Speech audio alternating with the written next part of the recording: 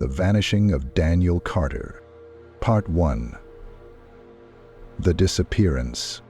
Willow Creek was the kind of town where life moved slowly, where neighbors waved at one another from their porches, and the biggest event of the year was the annual Harvest Festival.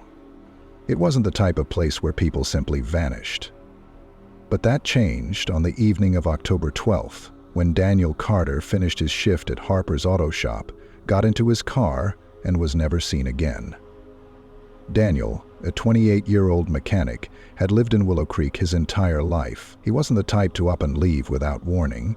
He had a routine, one as predictable as the sunrise. Every morning he grabbed a coffee from Sadie's diner before heading to work. After his shift, he usually stopped by the grocery store, picking up dinner for himself and his mother, Martha. Then he went home, worked on his old Chevy Malibu, and went to bed at the same time every night. It wasn't an exciting life, but it was his. That's why, when he didn't come home that night, Martha knew something was wrong. At first, the police weren't too concerned. Adults disappear all the time, they told her. Maybe he had met someone, maybe he needed space. But Martha wasn't buying it. Daniel had never been the type to take off without telling her. She knew deep down that something had happened. And as the days stretched on without a word from him, her worst fears started to take shape.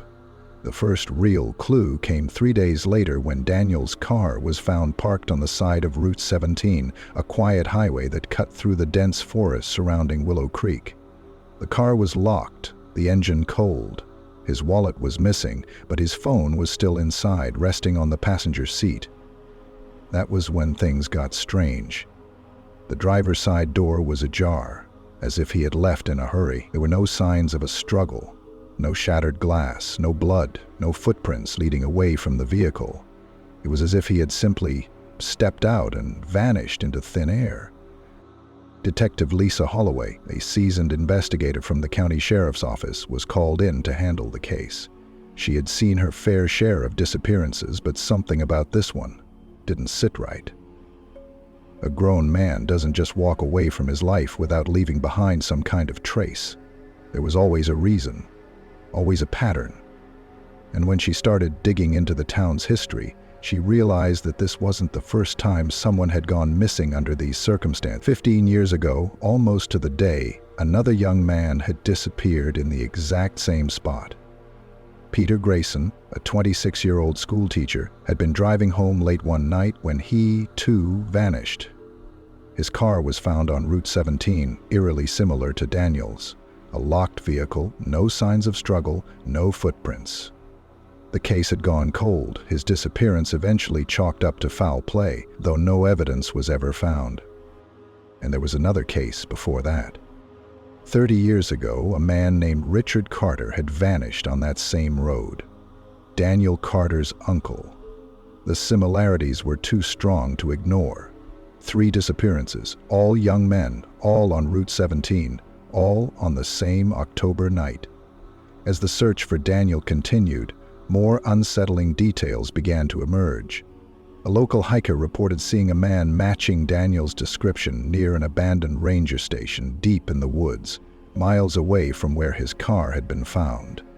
The man had been standing still, staring at something unseen in the trees. When the hiker called out to him, he didn't respond. He just turned and walked deeper into the forest, vanishing from sight. By the time a search team arrived at the ranger station, there was no sign of Daniel. But they did find something else.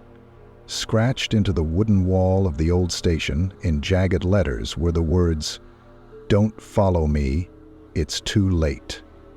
The handwriting was shaky, uneven. It looked rushed, only as if it had been written in fear. The discovery only deepened the mystery. If Daniel had written that message, what was he running from? And if he hadn't, who had? As night fell over Willow Creek, Detective Holloway sat in her patrol car outside the Carter household, staring at the case notes in front of her.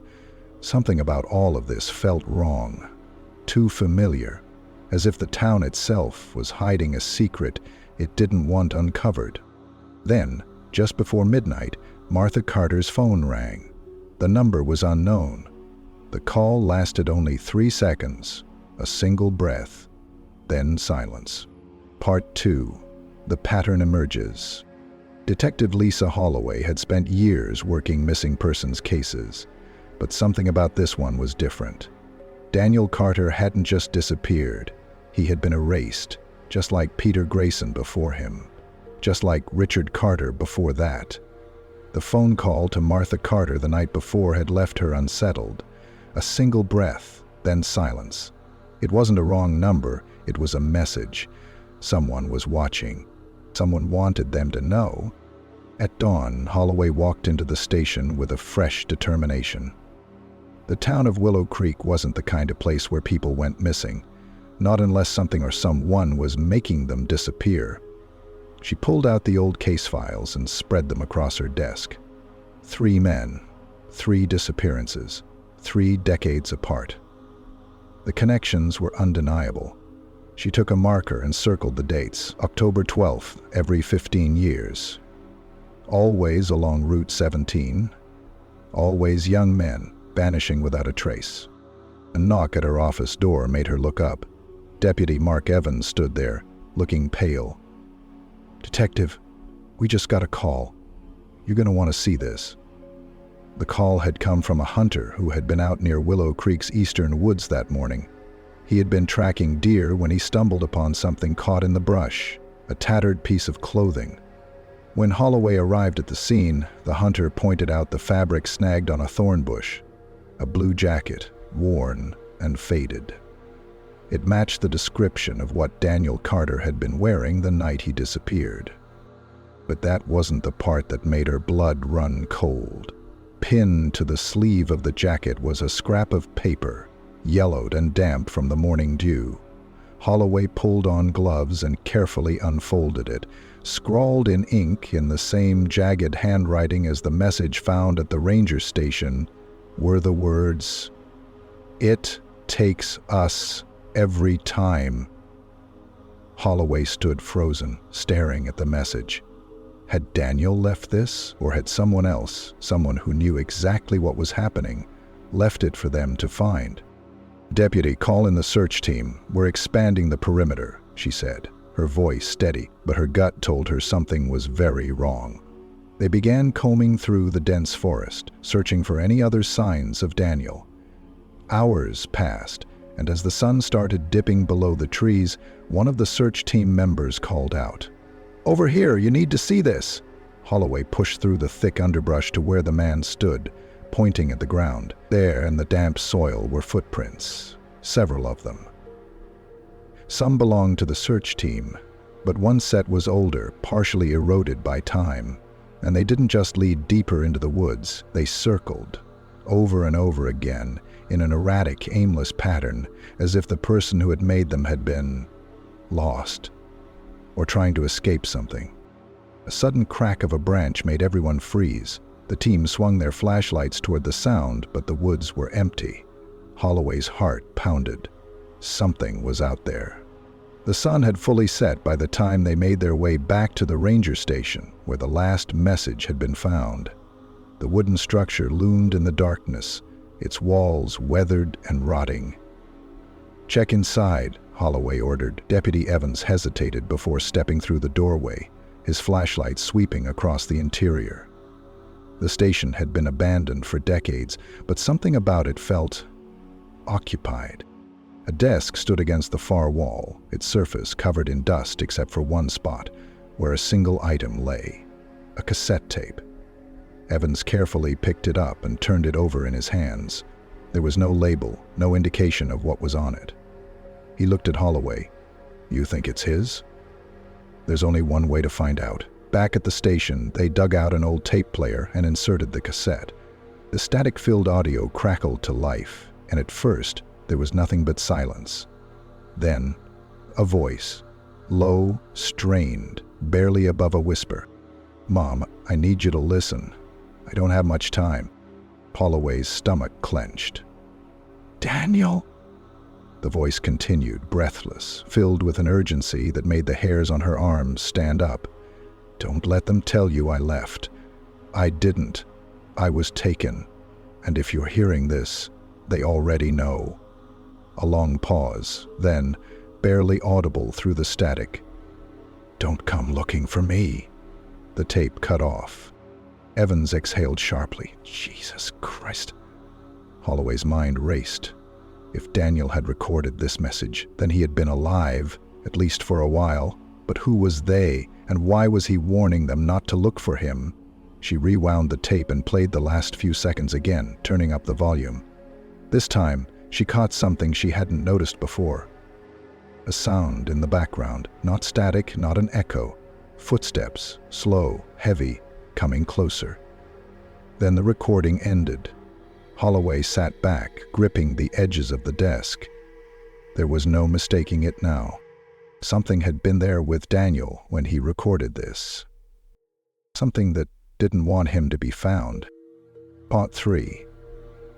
The stranger in the footage.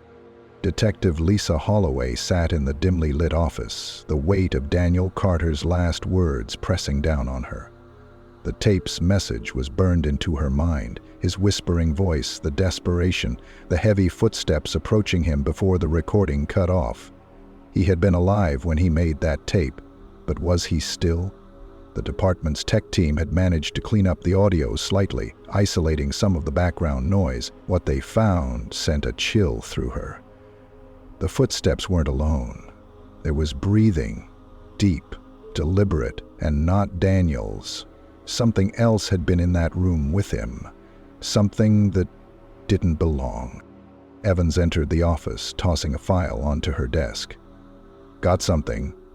Surveillance footage from a gas station near Route 17 the night Daniel disappeared. "You're going to want to see this." Holloway grabbed the remote and hit play. The grainy footage showed Daniel pulling up to the pump just after 9:30 p.m. He stepped out of his car, stretched, then walked toward the convenience store. The timestamp rolled forward. Nothing unusual. Then, something caught her eye. In the background, near the edge of the lot, a hooded figure stood by the payphone. They weren't using it. They weren't moving. They were just watching. "Do we have a better angle?" Holloway asked, leaning forward. Evans shook his head. "That's the best we've got. The resolution's garbage, but whoever that is, they were standing there for at least 15 minutes. Never moved, never turned their head, just waited." Holloway rewound the tape. The hooded figure was standing just outside of the light's reach, their face obscured. Daniel never seemed to notice them. He filled his tank, paid inside, and walked back to his car. But just as he was about to open the driver's side door, the figure moved. It was subtle, just a small shift, a slight step forward, as if it knew he was about to leave. Then, the screen cut to static. Holloway slammed her fist on the desk. "What happened?" Evans exhaled. "That's the weird part. The station's cameras lost power for exactly 24 seconds. When the footage comes back, Daniel's car is still there, the pump's still attached, but Daniel, gone. It didn't make sense. People don't just vanish into thin air, especially not in the middle of a well-lit gas station." Holloway rewound the footage again, watching every second, but the answer wasn't there. It was in the blank space, in those 24 seconds that had been erased. "I need to talk to the gas station clerk," she said, already grabbing her coat. The convenience store was eerily quiet when Holloway arrived. The night clerk, a wiry man in his early 40s named Jake Mercer, sat behind the counter with bloodshot eyes and an unshaven face. He looked like he hadn't slept in days. "You're here about the Carter kid, aren't you?" he muttered as she approached. Holloway nodded. "You were working the night he disappeared. Tell me what you saw." Mercer swallowed hard. "I already told the cops. I didn't see nothing. He came in, bought a coffee, paid in cash. I looked away for a second, and when I looked back, he was gone." Holloway finished for him. Mercer rubbed his face. "Yeah, but that's not the part that scared me." Holloway felt a familiar chill creep up her spine. "What do you mean?" Mercer hesitated, then reached under the counter and pulled out an old flip phone. I don't know why I recorded this. Something felt wrong, so I filmed it, just in case." He placed the phone on the counter and pressed play. The grainy video showed the gas station parking lot from behind the counter's glass window. The timestamp matched the surveillance footage exactly. Holloway's pulse quickened as she watched. Daniel stood by his car, the pump still in the tank, but this time, the video didn't cut out. This time she saw what the security cameras had missed. The hooded figure took another step forward, and then another, moving faster than before, a jerky, unnatural motion, as if their limbs didn't work the way they should. Then, without warning, Daniel turned his head sharply, as if he had finally noticed them. His face twisted in sudden terror. He opened his mouth, maybe to scream, maybe to speak, but before a sound could escape, the figure lunged, and the screen went black. Holloway swallowed hard. "What the hell was that?" Mercer shook his head, his hands shaking. "I don't know, but the thing is, that's not the end of the video." He pressed play again. The screen remained black for almost 30 seconds. Then, slowly, the footage returned. The gas station looked the same, untouched. Daniel's car was still there, the pump still attached, but Daniel was gone. And standing in the exact spot where he had been just moments earlier was the hooded figure. It wasn't facing the camera. It was standing perfectly still, as if waiting for something. Then, after a long, agonizing moment, it turned its head, just slightly, just enough, and Holloway saw what was underneath the hood. She recoiled instinctively, a wave of nausea rolling through her. The face wasn't human. It was stretched, too long, its mouth curved into something that wasn't quite a smile, and its eyes, they were looking straight at her. Mercer snapped the phone shut, breathing heavily. "That's all I got." Holloway didn't say anything for a long time. She couldn't. Her heart was still hammering in her chest, her mind racing for some kind of rational explanation. "This," she finally managed. "This was right after Daniel disappeared." Mercer nodded. "Yeah, and that's not even the worst part." Holloway braced herself. "What is?" Mercer licked his lips, looking more scared than before. "I checked the pumps later that night. You know how when you leave a gas nozzle in the tank, it automatically stops when the car is full?" "Yeah." "Well, Daniel's pump never shut off." Holloway frowned. "What are you saying?" Mercer exhaled shakily. "I'm saying the pump kept going. That car should have overflowed. The whole lot should have been covered in gas. But when I checked, the tank was still empty.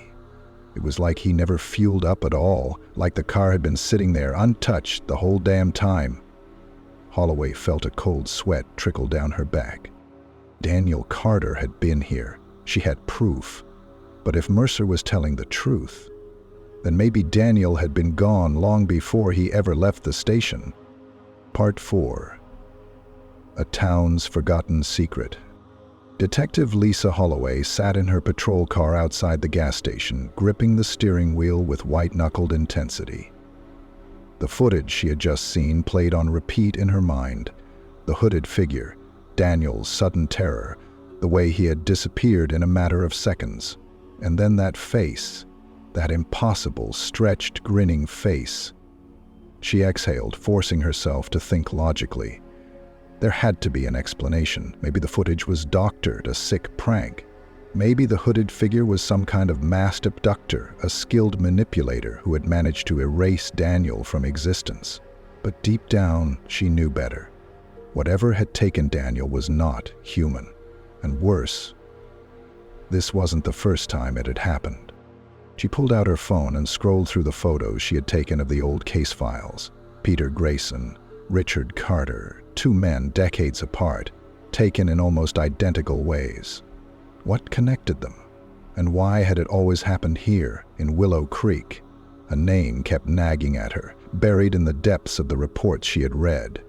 Henry Calhoun, a retired journalist who had covered Peter Grayson's disappearance 15 years ago. If anyone had answers, it would be him. Calhoun's house sat at the edge of town, an aging structure swallowed by creeping ivy and the weight of forgotten years. Holloway knocked twice before the door creaked open, revealing an old man with tired eyes and a cigarette burning between his fingers. "You're here about the Carter boy," he said, not even bothering to make it a question. Holloway nodded. "And the others. I know you've been tracking these disappearances. I need to know what you know." Calhoun sighed, stepping aside to let her in. The interior of his house was a mess. Papers and notebooks stacked haphazardly, old case files covering nearly every surface.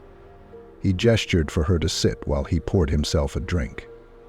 15 years ago, I tried to tell people what was happening," he began, "but nobody wanted to listen. They said Peter Grayson ran away. Said Richard Carter must have been into something shady, but I knew better. There's something in this town, detective, something that takes people, and it's been happening for longer than you think." Holloway leaned forward. "How long?" Calhoun exhaled a stream of smoke. "Since the town was founded." He dug through a pile of papers until he pulled out a weathered yellow document, an article dated over a century ago. The headline sent a fresh wave of chills through Holloway's spine. "Mysterious disappearances, plague, Willow Creek, 80,893. She skimmed the article. The details were eerily familiar. Young men vanishing without a trace, always along the outskirts of town, always in October. "What the hell is this?" she murmured. Calhoun took a slow sip of whiskey. "This town was built on something bad, detective. The first settlers spoke of shadows in the woods, voices calling them at night.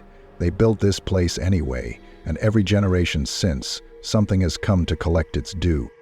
Holloway shook her head. "That's just folklore. Stories meant to scare people." "Is it?" Calhoun gestured at the files. "How do you explain the pattern? The missing men, and now Carter? You've seen the footage. You tell me. What do you think is happening?" Holloway didn't have an answer. The truth was, she didn't want to say it out loud. She drove back to the station in silence, her mind spinning. The idea that Willow Creek had been cursed since its founding was absurd, wasn't it? But the facts were undeniable. People had been disappearing in the exact same way for over 100 years. She had to find Daniel, or at the very least find out what had happened to him. She spent the next few hours combing through archived reports, old newspaper articles, anything that might give her a lead. And then, buried in a decades-old police record, she found something. A name. A location. The last person to have claimed to see Richard Carter before he disappeared. Eleanor Marsh. And she was still alive. Eleanor Marsh lived in a crumbling farmhouse on the outskirts of town, the kind of place where the past lingered like a ghost. Holloway knocked twice, hearing the slow, shuffling footsteps approach the door. When it opened, an elderly woman peered out at her, her eyes sharp despite her frail appearance. "Detective," Eleanor said softly, "you've come about the missing boy." Holloway stiffened. "How did you—" "Because I knew this would happen again," Eleanor interrupted. "It always does." She stepped aside, motioning for Holloway to enter. The inside of the house smelled of dust and old wood, the walls lined with faded photographs. Holloway's eyes drifted to a framed picture on a nearby table, a young man, smiling. "Richard Carter?" she asked. Eleanor nodded, her lips pressing into a thin line. "My brother. I was with him the night he disappeared. We were driving home, taking Route 17, when the car suddenly stalled, just died, right there in the road. He got out to check under the hood. I stayed inside." Holloway felt her pulse quicken. "And then?" Eleanor's hands trembled as she reached for a nearby teacup, though she never lifted it to her lips. "He looked up, just for a second, and then he said, 'Do you hear that?'" Holloway leaned in.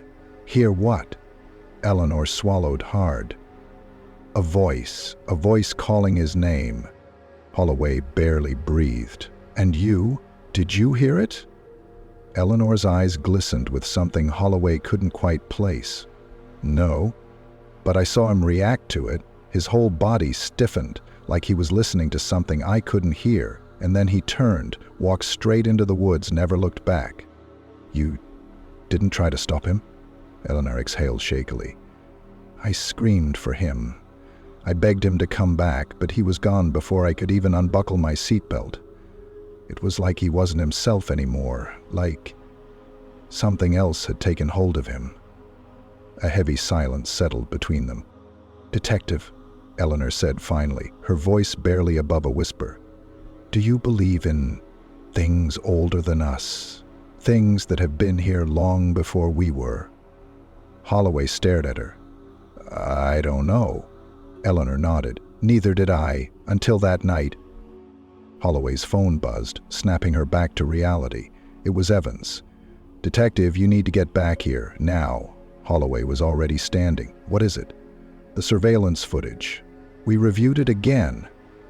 There's something we missed." 15 minutes later, she was back at the station, staring at the frozen image on the monitor. It was the gas station footage. Daniel at the pump, the hooded figure in the background. "What am I looking at?" she asked. Evans swallowed. "Not the figure. Look at the timestamp." Holloway did. October 12th, 9:36 p.m. "Now look at this." Evans pulled up another file, an image from the old Peter Grayson case. Holloway's blood turned to ice.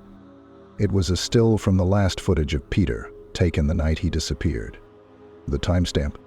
October 12th, 9:36 p.m. Exact to the second. Holloway took a step back, her mind racing. "That's not possible." Evans met her gaze. "Then you're not going to like this next part." He hit play. The footage flickered, distorted, and in the final second before it cut to black, something changed. The hooded figure turned its head and smiled. Part 5. The final transmission. Detective Lisa Holloway felt the cold grip of dread as she stared at the frozen frame on the monitor. The hooded figure in the gas station footage had turned its head and smiled. The timestamp was still burned into her mind. October 12th, 9:36 p.m., the exact same moment Peter Grayson had vanished 15 years ago, the same moment Richard Carter had disappeared 30 years prior. This wasn't coincidence. This was ritual. And Daniel Carter had been the latest offering. She turned to Evans, her voice low. "We need to find him. Now." The call came just after midnight. A truck driver heading down Route 17 reported seeing something strange near the old ranger station. "Looked like someone just standing there in the middle of the road," the man said over the crackling radio.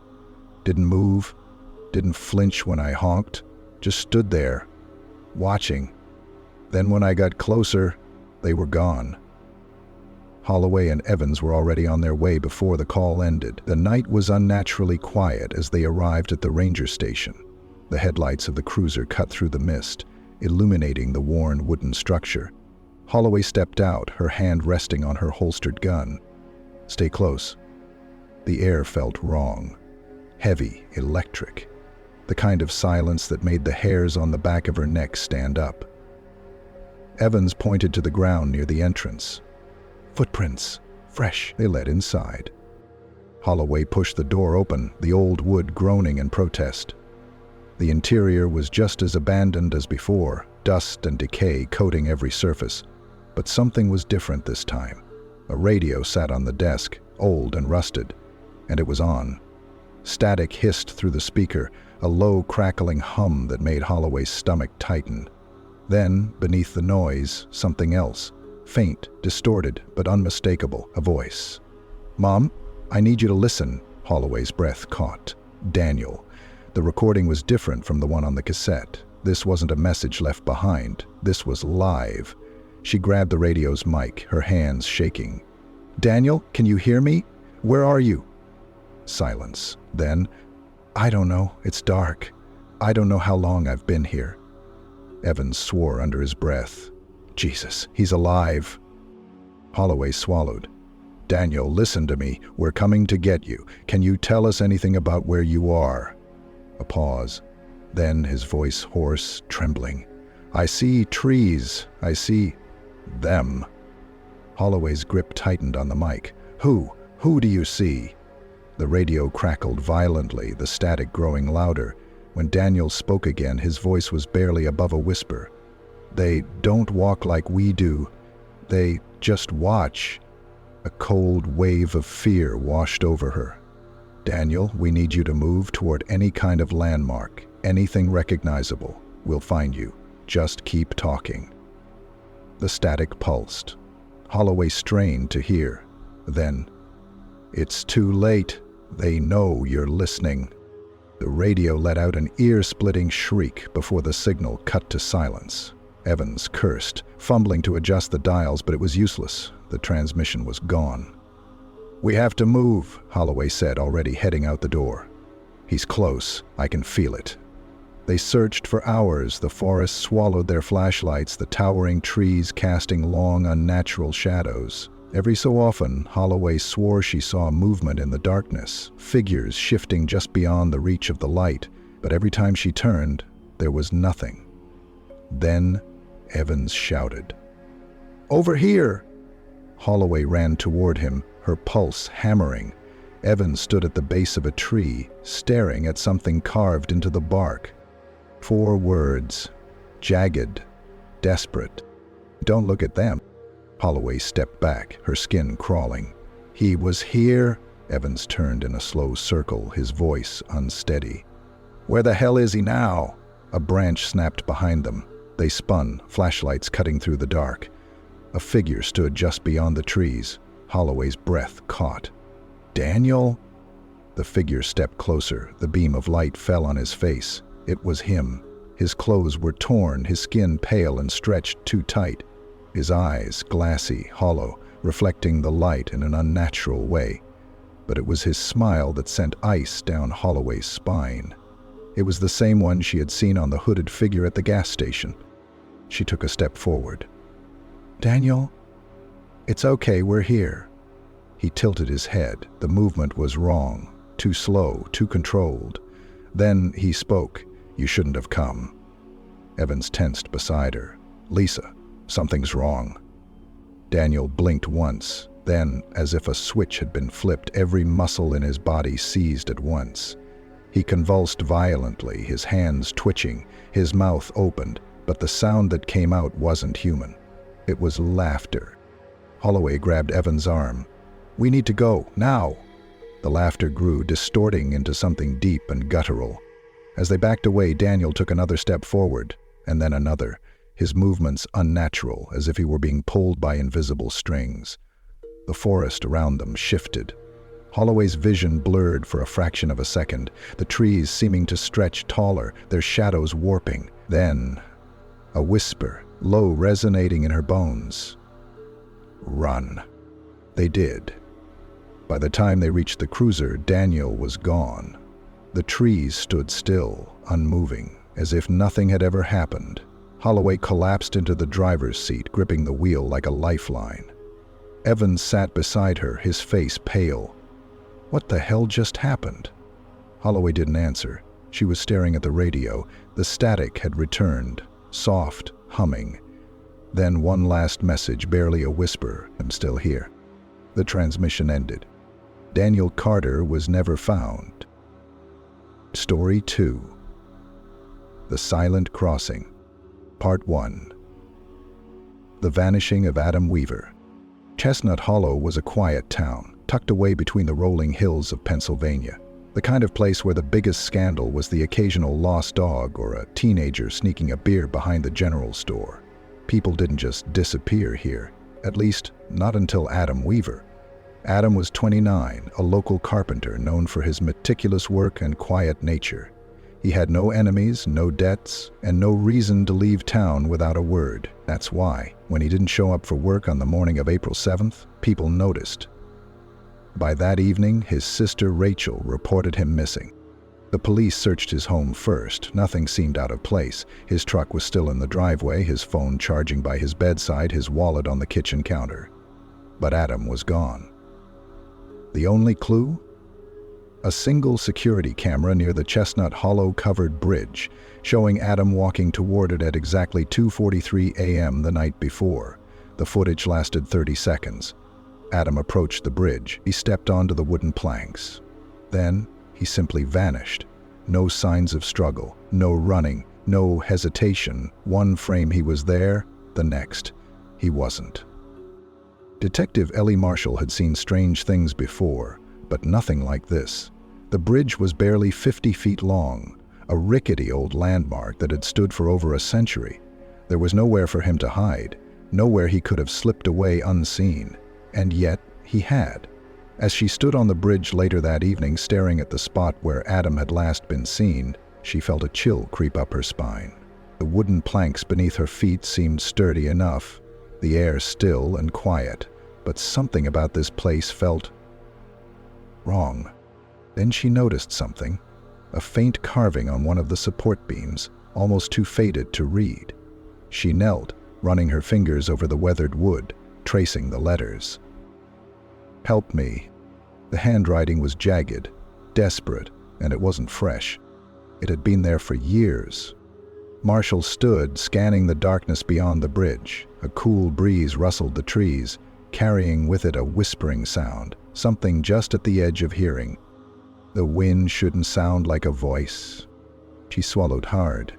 This wasn't just a missing persons case. This was something worse. Part 2. The Forgotten Name. Detective Ellie Marshall didn't believe in ghosts. She believed in evidence, logic, and the process of elimination. But as she stood on that bridge, her flashlight beam flickering over the jagged letters carved into the old wooden support beam, "Help me," something about this case felt different. She traced the carving with her fingers, feeling the deep grooves left by someone desperate. It was old, weathered, yet still clear enough to read. The odd part? No record of vandalism or distress calls from the bridge had ever been reported. It was as if the plea for help had been ignored for decades, swallowed by time. Back at the station, she spread out Adam Weaver's file alongside the security footage stills. His last known movement, walking onto the bridge at 2:43 a.m., no signs of stopping, no indication of hesitation. Then, frame by frame, he was simply gone. People don't just disappear. She rubbed her temples, feeling the weight of the mystery press down on her. She needed to know more about the bridge, about its history. Rachel Weaver, Adam's sister, arrived at the station just after noon, her eyes red-rimmed from sleepless nights. "Have you found anything?" she asked, her voice rough from exhaustion. Marshall hesitated. "Your brother's case is unusual. I have some questions about the bridge. Did Adam have any reason to be there? Did he mention anything strange?" Rachel shook her head. "Not that I know of, but he liked to take late-night walks, said it helped clear his head." Marshall leaned forward. "Did he ever mention a name to you? Someone named Elliot Fraser?" Rachel frowned. Marshall tapped her pen against a faded newspaper article she had pulled from the archives that morning. The headline read, "Boy vanishes near Chestnut Hollow Bridge, 1985. Elliot Fraser had been 12 years old. He had been last seen walking home from a friend's house. His route would have taken him over the very same bridge. His body was never found. Just another missing persons case that faded into history. The bridge was the last place he had been seen. Rachel's voice trembled. "Are you saying—" Marshall exhaled. "I don't know yet. But Adam isn't the first person to vanish on that bridge. And something tells me he won't be the last." The more she dug through the archives, the worse it got. 5 cases, 5 disappearances, each one tied to the bridge. The oldest report dated back to 1902.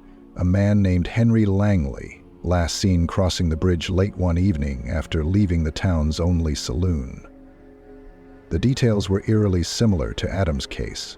Langley had been described as a simple, hard-working man, just like Adam. Then, in 1943, a young nurse named Miriam Ellis vanished while walking home after her night shift. In 1985, 12-year-old Elliot Fraser disappeared without a trace. The pattern was undeniable. 1902.1943.1985, and now the year 2025. A missing person every 40 years. Marshall sat back in her chair, staring at the timeline. a sick feeling twisting in her gut. What the hell is happening on that bridge?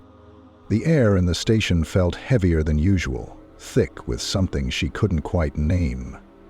She took a slow breath, trying to steady herself, but the cases were piling up, and there were still no answers, just questions. And then, at 7:45 p.m., an officer walked in with something that made her stomach plummet. A shoe.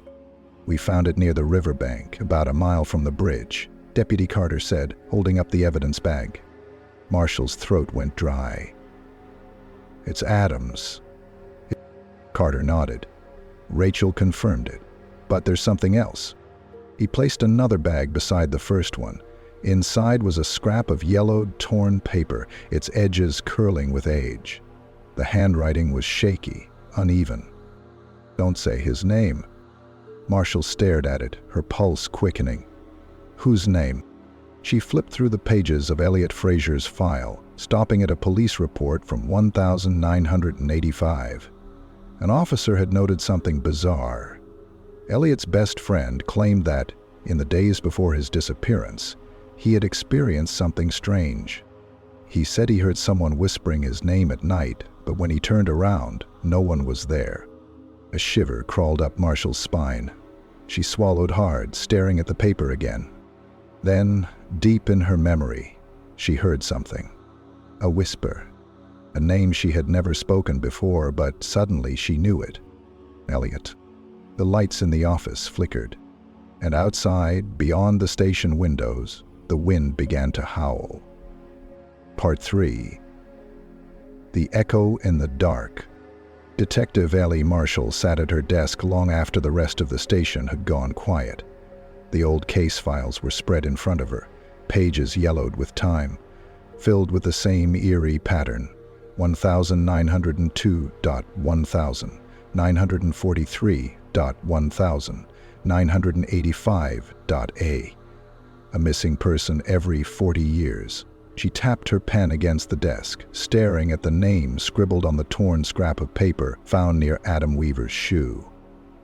Don't say his name. Marshall had already said it, and ever since she had felt something watching her. Was it just paranoia, or had she made a mistake? The wind howled through Chestnut Hollow as she pulled up to the bridge again. The full moon cast long shadows through the trees, stretching across the wooden planks. This time, she wasn't alone. Deputy Carter had insisted on coming along, though she wasn't sure if his presence made her feel safer or just more aware of how unnerved she really was. "This place gives me the creeps," Carter muttered, running his flashlight along the edges of the bridge. "You really think there's something to this whole 40-year cycle thing?" Marshall exhaled, stepping onto the bridge. "I don't believe in curses, Carter, but I do believe in patterns, and this one is too precise to ignore." The old wood creaked beneath their feet. Marshall knelt near the spot where Adam had been last seen. The air here felt different, like a space where sound didn't quite behave the way it should. She pressed her hand to the worn planks, feeling the cold seep through her skin. Then, a whisper. She jerked her head up. "Did you hear that?" Carter looked at her, brow furrowed. "Hear what?" The wind picked up, sending dry leaves skittering across the bridge, but that wasn't what she had heard. It had been something else. A voice, just at the edge of hearing. She swallowed hard and stood. "Let's check the riverbank." They climbed down the embankment, their flashlights cutting through the darkness. The water of Chestnut Creek flowed steadily, reflecting the silver moonlight. Carter kept a few steps behind her, muttering about how much he hated the woods at night. Then, Marshall saw it. A piece of fabric stuck between the twisted roots of an old tree. She knelt, pulling it free. A jacket, blue, faded, Adams. Carter cursed under his breath. "That's his, isn't it?" Marshall nodded. The fabric was damp but not soaked. It hadn't been here long. "He was down here, recently." A shuffling sound came from deeper in the woods. Both officers snapped their flashlights toward the trees. The beams danced across the undergrowth, catching only tangled branches and the skeletal remains of fallen logs. Then something moved. A shadow. Not an animal, Too tall. Too human. Carter drew his weapon instinctively. "Who's there?" His voice was steady, but his stance was tense. Marshall took a step forward. The figure didn't move, didn't breathe, just stood there, watching from the darkness beyond the reach of their lights. A branch snapped, then another, and suddenly it was gone. Carter exhaled shakily. "Okay, nope, I don't like this." Marshall forced herself to take another step. "We're missing something." Then, her foot hit something solid beneath the dirt. She looked down. A wooden sign, half buried in the earth. She brushed away the dirt, revealing the faded words carved into its surface. Elliot Fraser Memorial Bridge. Dedicated 1986. Marshall felt her stomach turn. They named the bridge after him, after he vanished. Carter's face paled. Why would they name it after a kid who was never found? Marshall ran her fingers over the worn letters. Maybe he was found. Just not the way we think. The drive back to the station was silent, both officers lost in thought. Marshall couldn't shake the feeling that they were getting close to something they weren't supposed to find. The old records at the town archives were stored in the basement of City Hall. They smelled of mildew and age, bound in fragile leather covers. Carter helped sift through stacks of forgotten files while Marshall searched for anything tied to the bridge's dedication.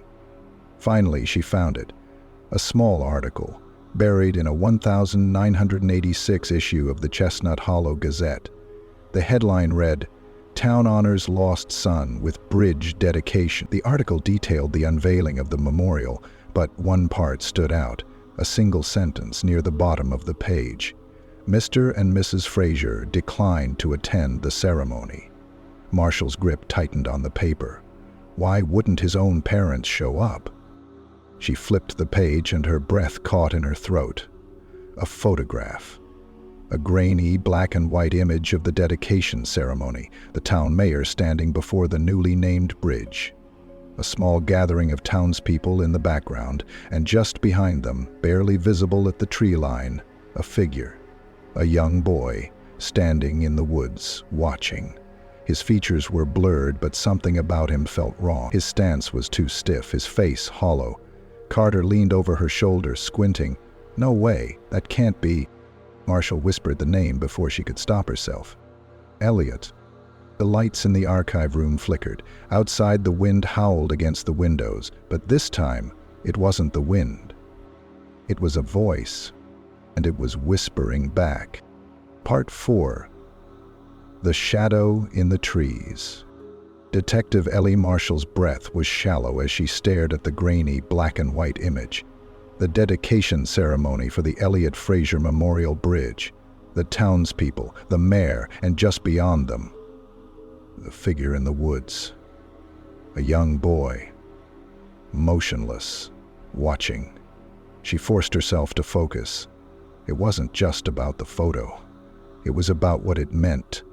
Elliot Fraser had disappeared in 1985, never to be found, but here he was. Or something that looked like him.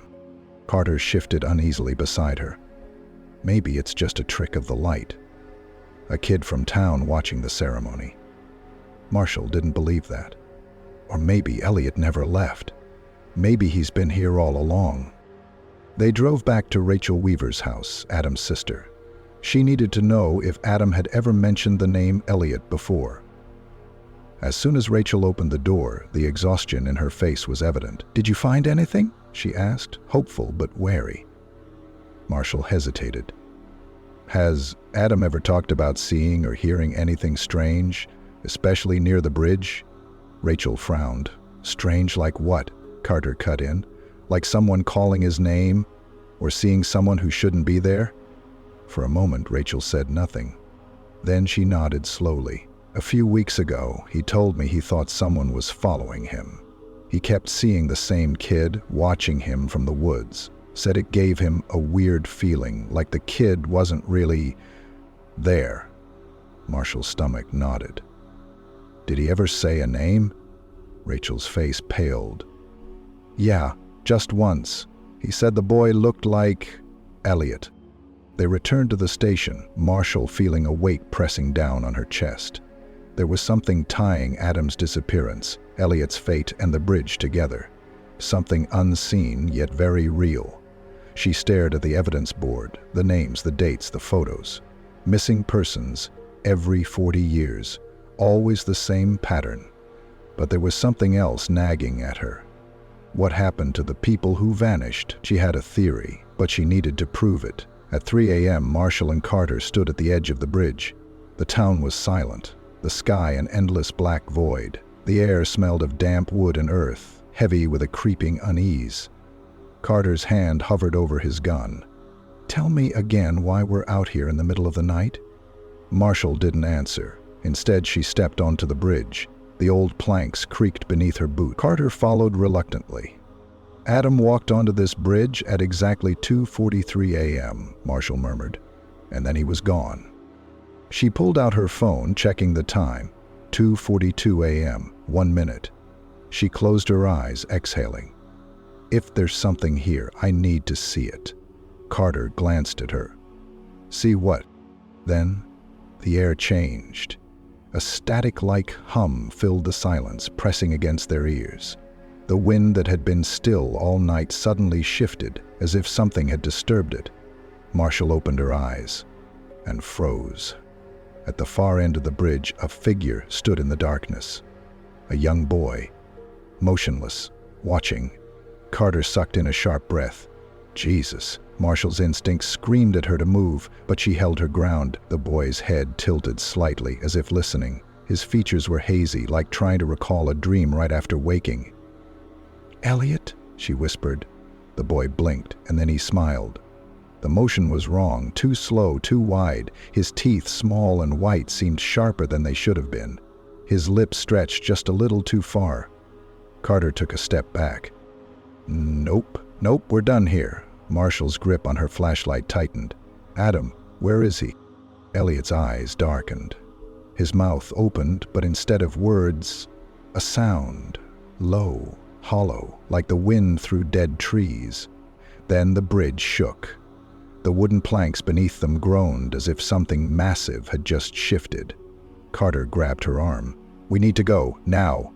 But Marshall's eyes remained locked on Elliot. The boy was still smiling, but he was closer now, too close, and his feet weren't touching the ground. She stumbled back, her heart hammering. The wind screamed through the trees as the figure faded, dissolving into the air like smoke, and in the sudden silence that followed, a single footstep echoed behind them. Marshall and Carter spun around. Adam Weaver stood in the middle of the bridge. He looked wrong. His clothes were torn, his skin too pale, his eyes hollow, reflecting the moonlight like glass. He took a slow, shuddering breath, as if waking up from a long sleep. Marshall's throat was dry. "Adam." He blinked. Once, twice. Then, slowly, his lips parted. "I told you not to say his name." The wind howled, the bridge groaned under them, and the world went dark. Part 5. The Final Return. Detective Ellie Marshall's breath caught in her throat. Adam Weaver stood before her, pale as the moonlight, his eyes reflecting the night like two empty glass orbs. His clothes were torn, his face hollow, but he was there, alive. "Maybe?" Carter's voice was tight with fear. "Adam?" Adam blinked slowly, his movements stiff, mechanical, like a puppet rediscovering how to move. Then he smiled.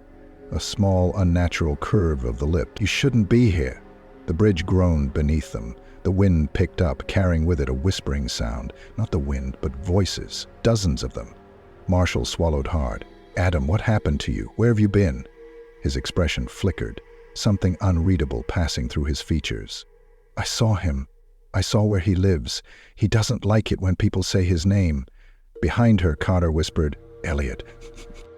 The wind stopped, and everything went silent. Adam's head snapped toward Carter, his face twisting into something no longer human. "Don't say his name." Carter stumbled back. "What the hell?" Then the bridge lurched, the wooden planks creaking violently beneath them. The world tilted, and suddenly Marshall felt herself falling. She hit the ground hard. Not the river, not water. Dirt. Cold, damp, suffocating dirt. She coughed, gasping for breath, the air thick with the scent of earth and decay. It took her a second to realize she was no longer on the bridge. She was somewhere else. The sky was gone, replaced by a swirling black void. Twisted trees loomed overhead, their skeletal branches stretching toward her like grasping hands. The air buzzed with an unnatural hum, a vibration that crawled beneath her skin. A step behind her, then another. Marshall turned slowly. Adam stood there. But his body wasn't his anymore. His limbs twitched with unnatural stiffness, his face shifting in and out of focus. He opened his mouth, but no sound came out. Only that same hum growing louder, pressing against her skull. Then, beyond him in the darkness, movement. Something stepped forward, a shape, tall, watching. Not human. The whispering returned, now louder, overlapping voices murmuring in a language she didn't understand. The shadows shifted, peeling apart like fog, and finally she saw it. Elliot. Or what was left of him. His body was wrong, too stretched, too thin, his face elongated into something not meant to be seen. His eyes, black voids, flickered with something ancient, something hungry. "You took them," Marshall whispered. "Didn't you? Richard, Peter, Adam, you took them all." The thing that had once been Elliot tilted its head. Then it spoke. "I don't take them. They come to me." Marshall's blood ran cold. Why? Elliot's face stretched into that awful, inhuman smile. "Because they hear me." The hum grew louder, rattling inside her skull. It wasn't just noise, it was a voice. A voice trying to pull her under, to unravel her thoughts, to make her forget who she was, to make her step forward. Like Adam had. Like the others. "No," she growled, clenching her fists, grounding herself in the weight of her own body. "I'm not staying." Elliot took a step closer, his elongated fingers twitching. "But you called me, and now you're mine."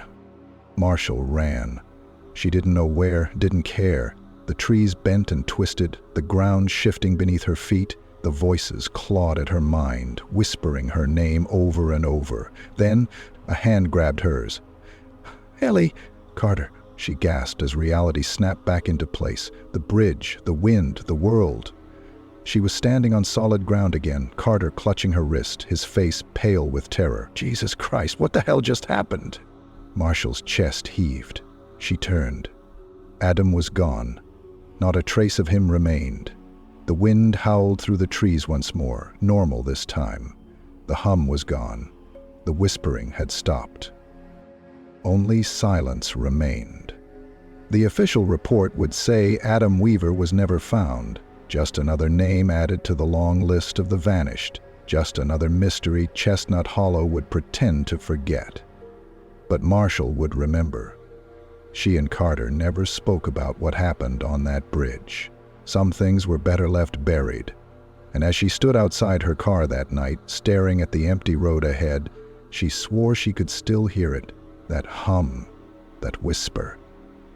And a name carried on the wind. Elliot.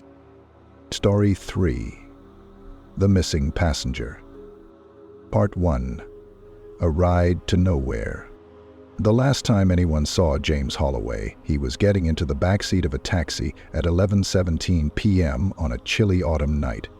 He was on his way home from a work event, dressed in a neatly pressed suit, slightly buzzed, but aware enough to send his friend a quick text. "Just grabbed a cab, see you tomorrow." He never made it home. By morning, his phone was off, his apartment door remained locked. His car sat untouched in the parking garage.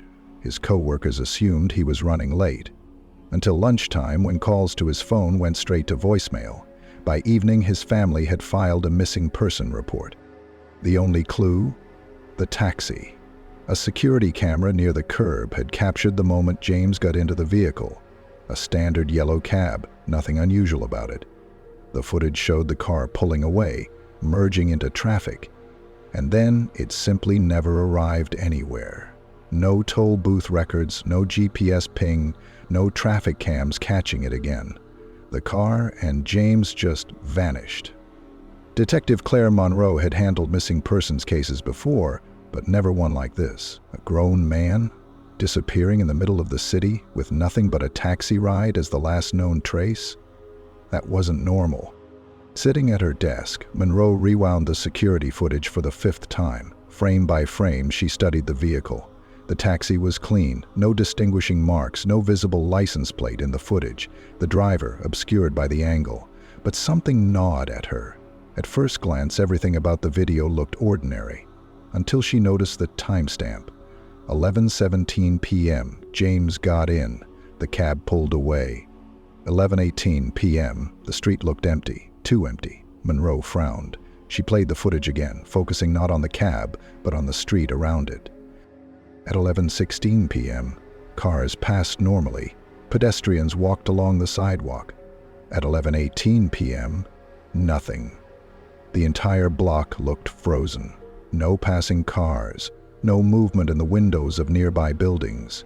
The streetlights flickered, and for exactly 7 seconds, the video went grainy. Then, everything resumed as normal. Monroe leaned back, the hairs on her arms standing up. What the hell happened in those 7 seconds? She glanced at the missing persons file on her desk. James Holloway had disappeared without a trace.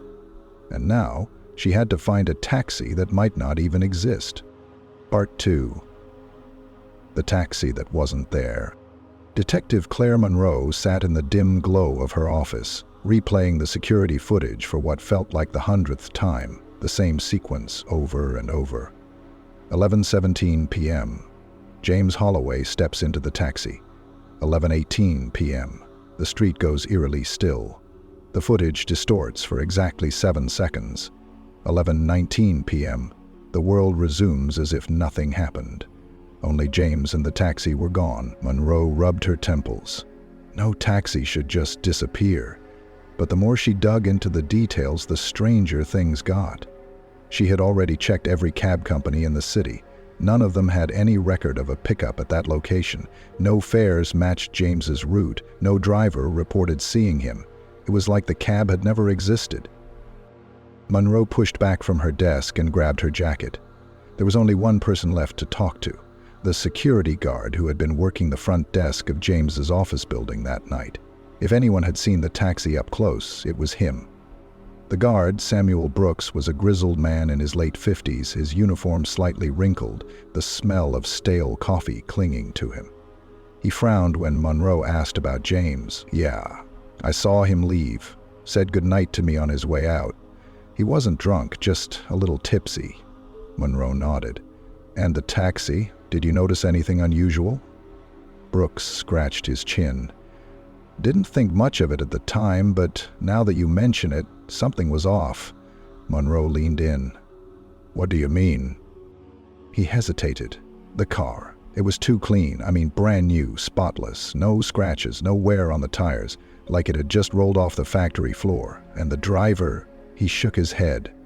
Didn't see his face. Dark windshield, but I got the feeling he was already looking at me before I even noticed the car. Monroe's pulse quickened. "Did James say anything when he got in?" Brooks hesitated. "Yeah, he asked the driver, 'How did you get here so fast?'" Monroe's stomach dropped. "And what did the driver say?" Brooks looked uneasy. "Nothing. Didn't say a word, just pulled away." Monroe left the office building with a sinking feeling. The taxi had been waiting for James, not driving by, not picking up random fares. Waiting. But for what? She pulled out her phone and called IT back at the precinct. "Pull every traffic cam within a 10-block radius from 11 p.m. to midnight. I want to track that taxi." An hour later, the answer came back. Nothing. It never turned up on another camera, the tech told her over the phone. It's like it never left that street, or never existed at all. Monroe sat in silence. That was impossible. Then a new thought hit her. If the taxi never left, maybe it never arrived either. Back at the precinct, Monroe combed through more surveillance footage, this time looking for the taxi before it picked up James. It wasn't there. At no point did the taxi arrive on that street. No footage showed it pulling up to the curb. It was just suddenly there, waiting for him. That was when Monroe realized what the 7-second distortion really was. It wasn't just the taxi disappearing, it was the taxi appearing. Something was very, very wrong with this case. That night, Monroe lay awake, staring at the ceiling.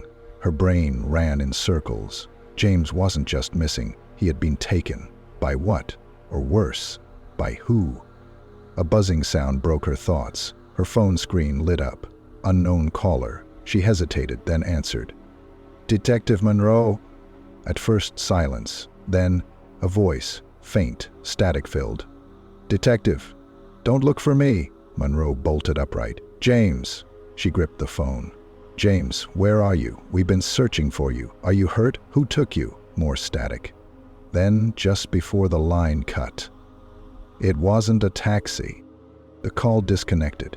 Monroe stared at the screen, heart pounding. The call had lasted 7 seconds. The exact amount of time the security footage had glitched. A cold realization settled in. James Holloway was alive, but he wasn't in this city anymore. Maybe not even in this world. Part 3. The Man in the Rear View.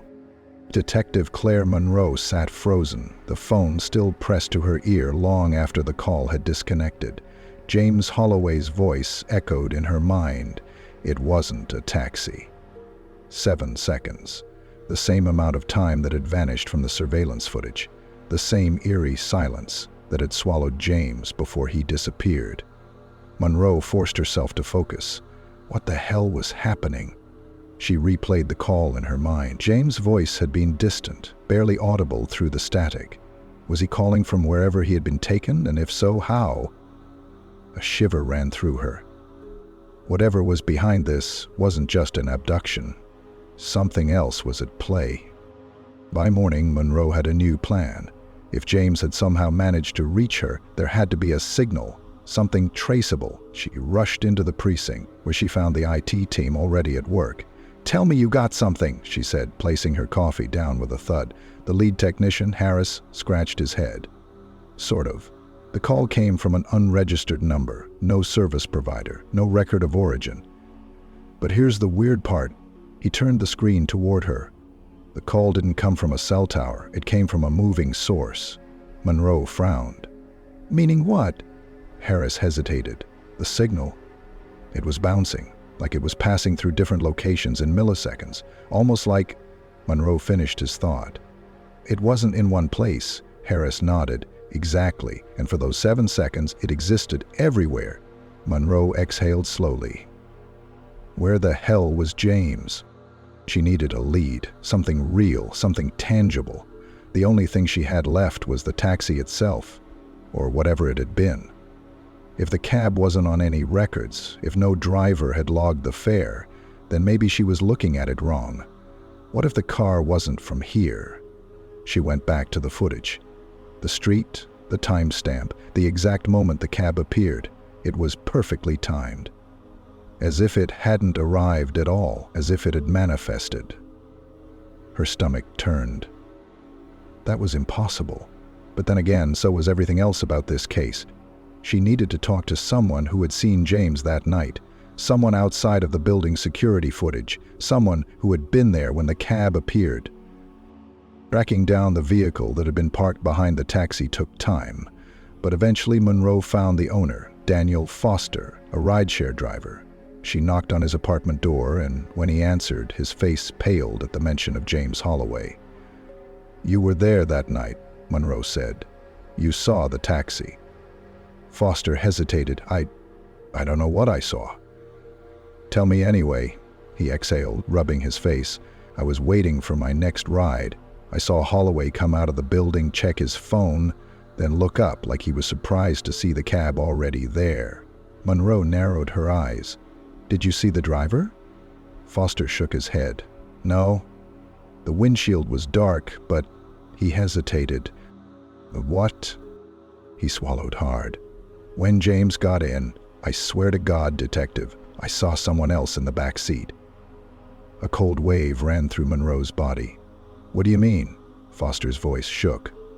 "I caught a glimpse in my rearview mirror before they pulled away. There was already a man sitting in the back, right next to James, but James didn't react. It was like he didn't see him." Monroe's breath hitched. "What did he look like?" Foster hesitated.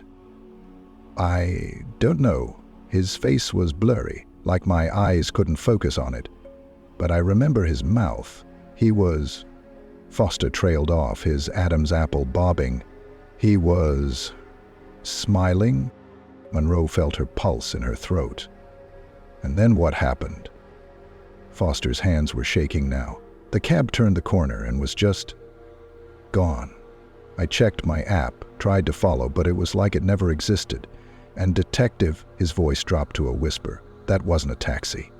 I don't know what it was, but it wasn't a taxi. Monroe drove back to the precinct in silence, her mind racing. James had never been alone in that car. Someone, something had been waiting for him. The question was, why? As she parked outside the station, her phone vibrated in her pocket. A text. No number, just 2 words. "Stop looking." Monroe stared at the screen, her grip tightening around the device. She should have been afraid, but instead, she smiled grimly. She was getting close. Part 4. The Vanishing Route. Detective Olivia Mercer parked her car at the entrance to Old Birch Road. The streetlights ended here, giving way to a long stretch of cracked pavement surrounded by dense forest. The air smelled of damp leaves and the silence was absolute. She gripped her flashlight, stepping cautiously onto the road where James Reynolds' last known location had been traced. Every part of her training told her this didn't make sense. James had entered a taxi that didn't exist. His phone had continued pinging from an area where no vehicles had been recorded. And the more she looked into this case, the more she found stories eerily similar.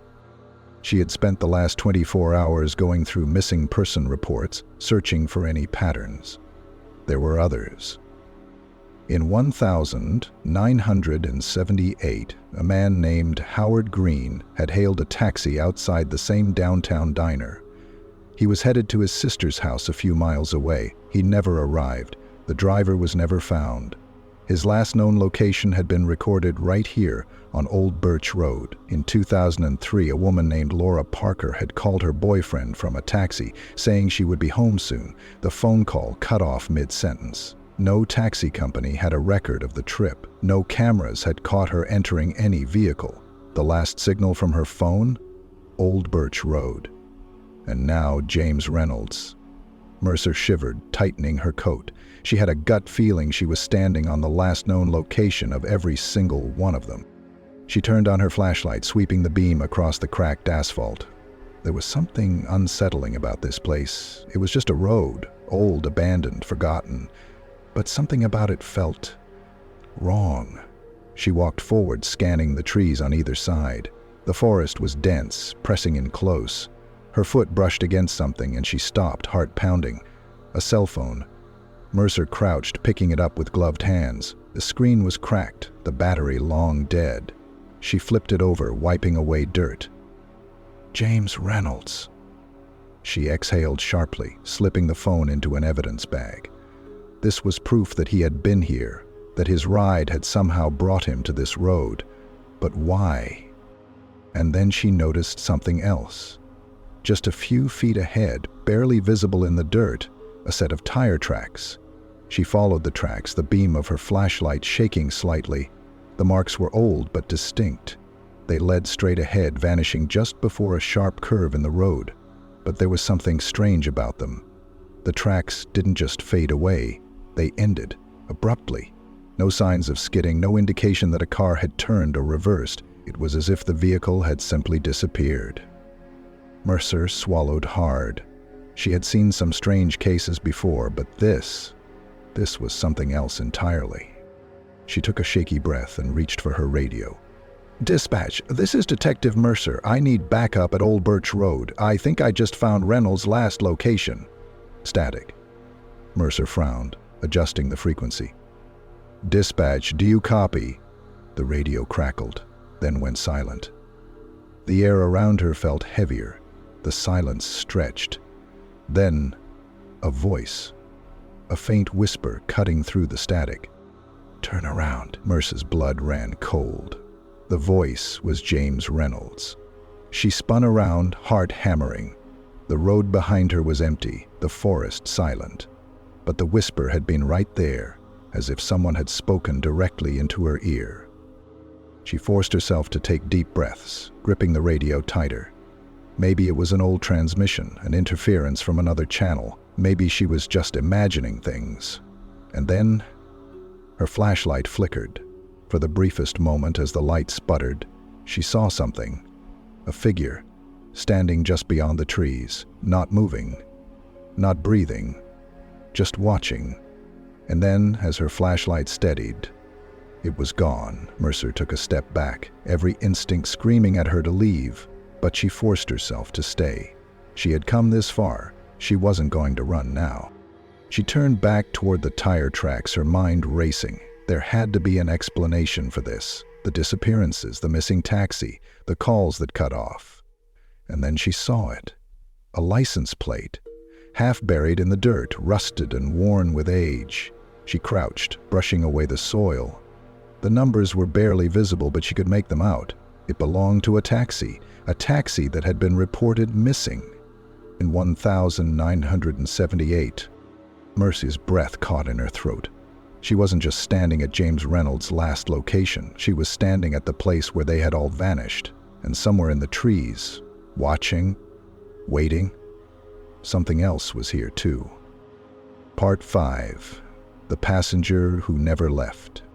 Detective Olivia Mercer stood frozen, staring at the rusted taxi plate buried in the dirt. Her breath came in short, uneven bursts. This wasn't possible. The taxi connected to this plate had disappeared in 1978, and yet here it was, right at the spot where James Reynolds had vanished almost 50 years later. Her fingers trembled as she pulled the plate free. The metal was corroded, flaking apart at the edges, but the numbers were still legible. She pulled out her phone, snapping a quick picture before slipping the plate into an evidence bag. This was proof. But proof of what? She glanced back at the road. The tire tracks still ended abruptly, as if the vehicle had been lifted right off the ground.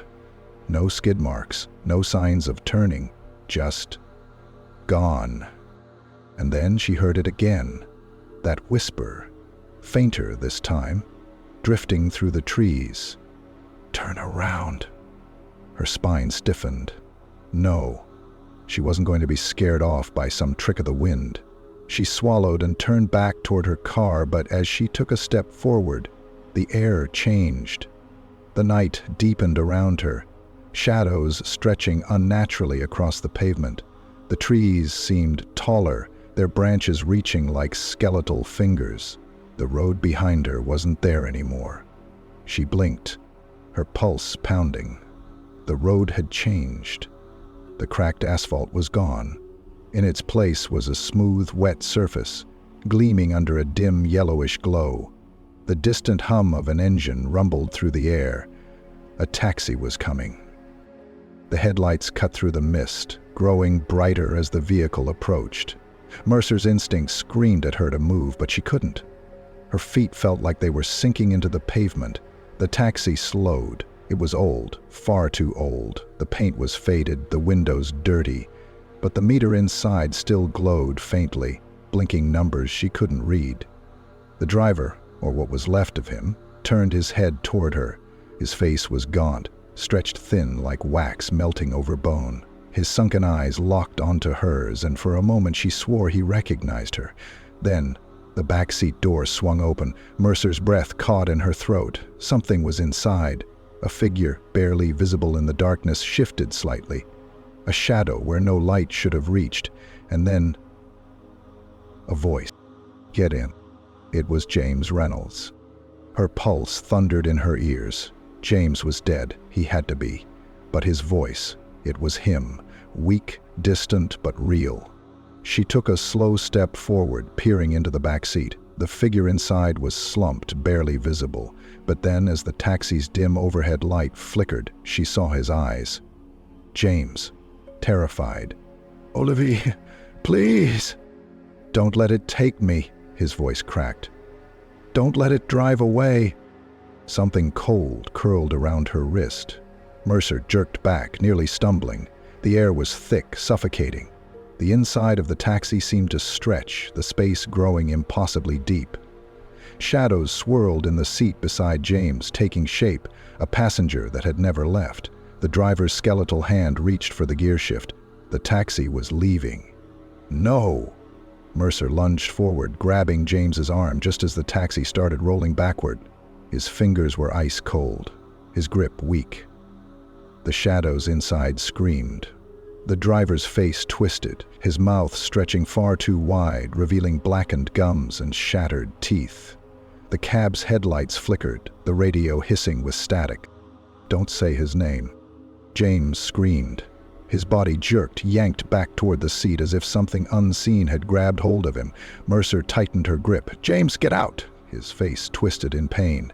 His body wasn't moving. Something held him there. She pulled harder. The static grew louder. The taxi shuddered. And then James came free.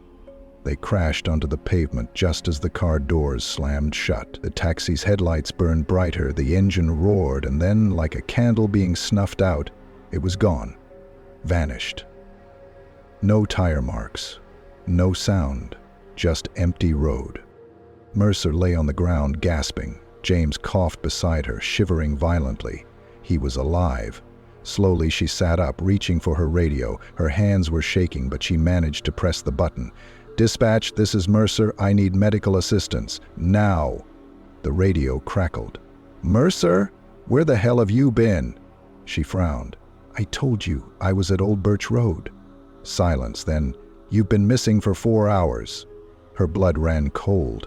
She turned to James, her mouth dry. He was staring at her, his face pale, his hands still trembling. "It wasn't just the taxi, detective," he whispered. "It was the road. The whole road doesn't exist." Epilogue. James Reynolds recovered. He didn't remember everything, but he knew enough. He never spoke about what had happened in the taxi. Detective Mercer continued her investigation, but there was no trace of the taxi, no records, no reports. The road where it happened? It didn't exist on any current maps, only on the old ones. From 1978. Story 4. Part 1. The Silent Future. The world had changed overnight. Samuel Hayes awoke to an eerie silence, his alarm clock blinking 0 in bright red digits. He groggily reached for his phone, pressing the power button repeatedly, but the screen remained black. Strange, a power outage? He rolled out of bed, rubbing his face as he made his way to the window. That's when he noticed it. The city outside was empty. No cars, no pedestrians, no distant hum of life. The skyline stood frozen, bathed in the soft orange glow of a rising sun. But the usual bustle of the streets below was gone. Not a single movement. His stomach tightened. Something about the stillness felt wrong. He grabbed his hoodie and stepped out into the hallway of his apartment complex. The air was heavy, carrying a silence so deep it felt unnatural. There were no distant voices, no sound of running water, no television murmurs from behind doors. Just nothing. With hesitant steps, he moved toward his neighbor's door. Apartment 3B. Mrs. Donnelly always left her TV on too loud, except today. He knocked, the sound echoing in the empty hallway. He knocked again, harder this time. No answer. His fingers hovered over the doorknob, debating whether to turn it, but something in his gut stopped him. Something was very, very wrong. Samuel took the stairs 2 at a time, his pulse quickening. He expected to find someone, anyone, in the lobby, but it was deserted. The front doors stood propped open, letting in a cool morning breeze. He stepped outside, squinting at the vacant street. The usual honking, shouting, and city chaos had been replaced by a heavy, oppressive silence. He pulled out his phone again, but the screen remained dark. He pressed the power button harder, as if forcing it would make a difference. Still dead. No signal. His fingers tightened around the useless device. This wasn't just a power outage. Something else was happening. He turned a slow circle, scanning the empty roads and motionless buildings. There were abandoned cars, doors left open, but no people. It looked as if the world had been paused mid-movement. The eerie stillness sent a chill up his spine. Where was everyone? His breath was uneven, his hands clammy as he forced himself to think. Maybe there had been an evacuation, an emergency broadcast he had somehow missed. Maybe they had left him behind. Then, a single voice, faint, a whisper carried on the wind. Samuel. His heart slammed against his ribs. He spun around, eyes darting to the intersection ahead. The voice had come from there, but the street was empty. He swallowed hard. Hello? No response. He strained to hear, standing perfectly still, but all he could hear was the blood pounding in his ears. Then, movement. At the end of the block, just past the flickering traffic light, a figure stood motionless in the middle of the street. Tall, still, their face obscured by the shadows stretching over the pavement. Samuel's body tensed. Everything in him screamed to run. There was something wrong about the way the figure stood, its limbs stiff, its presence foreign. It wasn't just someone standing there. It was watching. Then it moved. A single, jerky step forward. Samuel stumbled back, his breath catching. His gut told him to run, but his legs locked in place. He had so many questions, but his brain refused to form words. The figure's posture was unnatural, its limbs shifting like a marionette being tugged forward. Samuel's fingers curled into fists. His throat was dry. Who are you?" His voice barely made it out. The figure did not answer. Another step that broke the spell. Samuel turned and sprinted back into the apartment complex, slamming the door shut behind him. He pressed his back against the wood, gasping for breath. The silence inside felt heavier now. His mind raced, trying to rationalize what he had just seen. A person? A shadow? A trick of the morning light? No. He knew, deep in his gut. It was still out there, watching, and it knew his name. Samuel ran back up the stairs, his body on autopilot. His apartment door banged shut behind him, the locks clicking into place as he pressed his forehead against the wood. He needed to figure out what was happening. His fingers moved without thinking, flipping open his laptop. The screen flickered to life. A wave of relief washed over him. At least this still worked. He clicked the Wi-Fi symbol. No connection. He refreshed it. Still nothing. It was as if the internet had simply ceased to exist. Then his eyes flicked to the date in the corner of the screen. January 2, 2046. His hands froze over the keyboard. That wasn't right. Yesterday had been October 15, 2025. Had he lost time? Was this some kind of sick joke? His hands trembled as he opened his messages. The last one was from his sister, Emily. "Emily, where are you? People are disappearing. Don't go outside." Sent at 3:12 a.m. His blood turned to ice. The world hadn't just gone silent. It had moved on without him. Then, a knock at the door. Soft, deliberate. Samuel's breath caught in his throat. His apartment was on the 6th floor. No one should have been able to reach him this fast. He turned toward the door, every nerve in his body on high alert. The knock came again, louder this time. Then, a voice. "Samuel, open the door." Not Emily's voice, not anyone he recognized. His pulse thundered in his ears. He stood frozen, heart hammering. The doorknob twisted. And then, in the dark reflection of his laptop screen, he saw it standing right behind him. Part 2. The Hollow World. Samuel couldn't move, his muscles locked in place, every nerve screaming as he stared at the reflection on his laptop screen. The figure behind him wasn't fully formed.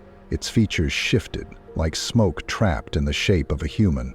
The longer he looked, the less sense it made. Its face blurred and twisted, as if reality itself was rejecting its existence. Then it tilted its head. The laptop screen glitched, lines of code flashing rapidly before the entire system shut down. And behind him, the thing whispered his name. Samuel didn't think. He ran. He dove forward, knocking over his chair, scrambling across the apartment. The air felt thicker, like something was pressing against his chest. He reached the window, gripping the frame for balance. His heart slammed against his ribs as he turned back. Nothing. The room was empty. The heavy silence pressed down on him, amplifying the sound of his own ragged breathing. His pulse still pounded in his ears. What the hell was that? He wiped sweat from his forehead, stepping away from the window. His mind raced. He needed to get out, now. Samuel grabbed his coat and yanked open the door, expecting the dim hallway of his apartment complex. Instead, he stepped into a different world. He staggered back, nearly tripping over his own feet. His hallway was gone. In its place stretched an endless corridor lined with identical white doors, each standing closed, stretching into darkness. The floor beneath him wasn't carpet. It was cold, metallic. His breath came in sharp, uneven bursts. Was he dreaming? Had he lost his mind? Then, a soft, distant humming. It rose and fell, like an old radio shifting between stations. The noise sent an unsettling chill down his spine. Samuel took a shaky step forward. His footsteps echoed too loudly, as if the space around him was empty. He reached for the closest door, hesitating. Would it lead back to his apartment, to the city, or somewhere worse? The humming grew louder. Then one of the doors creaked open on its own. His breath caught. A deep instinct told him not to move, to turn and run. But where? He wasn't in his world anymore. Staying here, wherever here was, seemed like the greater risk. With slow, deliberate steps, he pushed the door open wider. Beyond it stretched a long, dimly lit hallway, eerily familiar yet entirely wrong. The walls, they flickered. Like a corrupted screen struggling to stay intact, Samuel squinted, his stomach twisting with unease. Then he noticed something else. The walls were breathing, a slow, rhythmic rise and fall, as if the entire structure was alive. He swallowed hard, nausea creeping in. He had to get out of here, now. And then, a figure appeared at the end of the hallway. Not walking, not moving, just standing there, watching. Samuel's blood turned to ice. The humming shifted. The distortion of static morphed into something that almost resembled speech, garbled, broken. And then one clear phrase cut through the noise. "You don't belong here." Samuel turned and ran. He didn't think, he just moved. His legs burned, his breath came in frantic gasps. He sprinted back toward the door, his pulse hammering. The walls seemed to shift around him, bending unnaturally as if reality was warping. He threw himself through the doorway, slamming it shut behind him. His hands trembled against the wood, his chest heaved. And then he turned around. His apartment was back. The window, the couch, the blinking red clock. Everything looked normal. Except his laptop was on again. Samuel hesitated, then slowly stepped toward it. The screen was no longer black. A security camera feed flickered to life. His stomach dropped. The angle was familiar. It was positioned outside his apartment door. He felt his breath catch in his throat. He wasn't alone. The feed was live. The hallway was empty, motionless. At first, and then, just beyond the frame, movement. Samuel's heart pounded as the camera adjusted. Standing just outside his apartment door was himself. Part 3. The Other Samuel. Samuel stood frozen, staring at the live feed on his laptop screen. The grainy black and white footage showed the hallway outside his apartment, except his building didn't have security cameras. His stomach twisted into a knot, unease creeping up his spine. Something about the footage felt deeply wrong, but it wasn't until he looked closer that he realized why.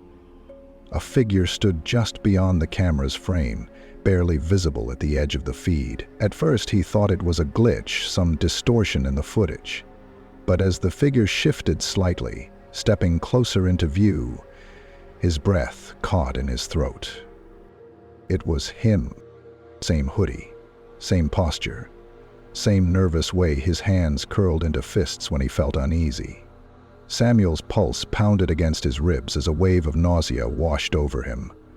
This wasn't a reflection, wasn't some strange camera illusion.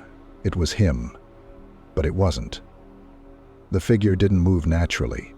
It stood too stiff, too still. And then, as if aware of his thoughts, the other Samuel turned its head toward the camera. A sickening wave of dread crashed over him as the laptop screen flickered violently, static distorting the image for a split second. Then, the screen went dark. The only thing left was the faint, glowing cursor blinking in the middle of the screen. Samuel slammed the laptop shut, his hands shaking. His entire body felt cold, his mind scrambling for a logical explanation, but deep down he already knew there wasn't one. He had to get out of here. Samuel grabbed his coat and bolted for the door. His fingers hesitated on the handle, a terrible thought worming its way into his mind. What if it's right outside? He pressed his ear against the wood, holding his breath, listening for any sound. The hallway was silent, but something about that silence felt wrong. He was about to turn back when a single knock echoed through the air. Soft, deliberate. His heart slammed against his ribs. His fingers gripped the door handle so tightly his knuckles turned white. He forced himself to breathe, tried to convince himself that it was just a neighbor, someone checking in. Then came another knock, this time slower, closer, and then the worst part. A voice. His own voice. "Samuel, open the door." A cold shiver rolled down his spine, locking him in place. It wasn't possible. It sounded exactly like him, every inflection, every subtle tone of familiarity. His legs trembled, his mind screaming at him to run, to move, but he felt paralyzed.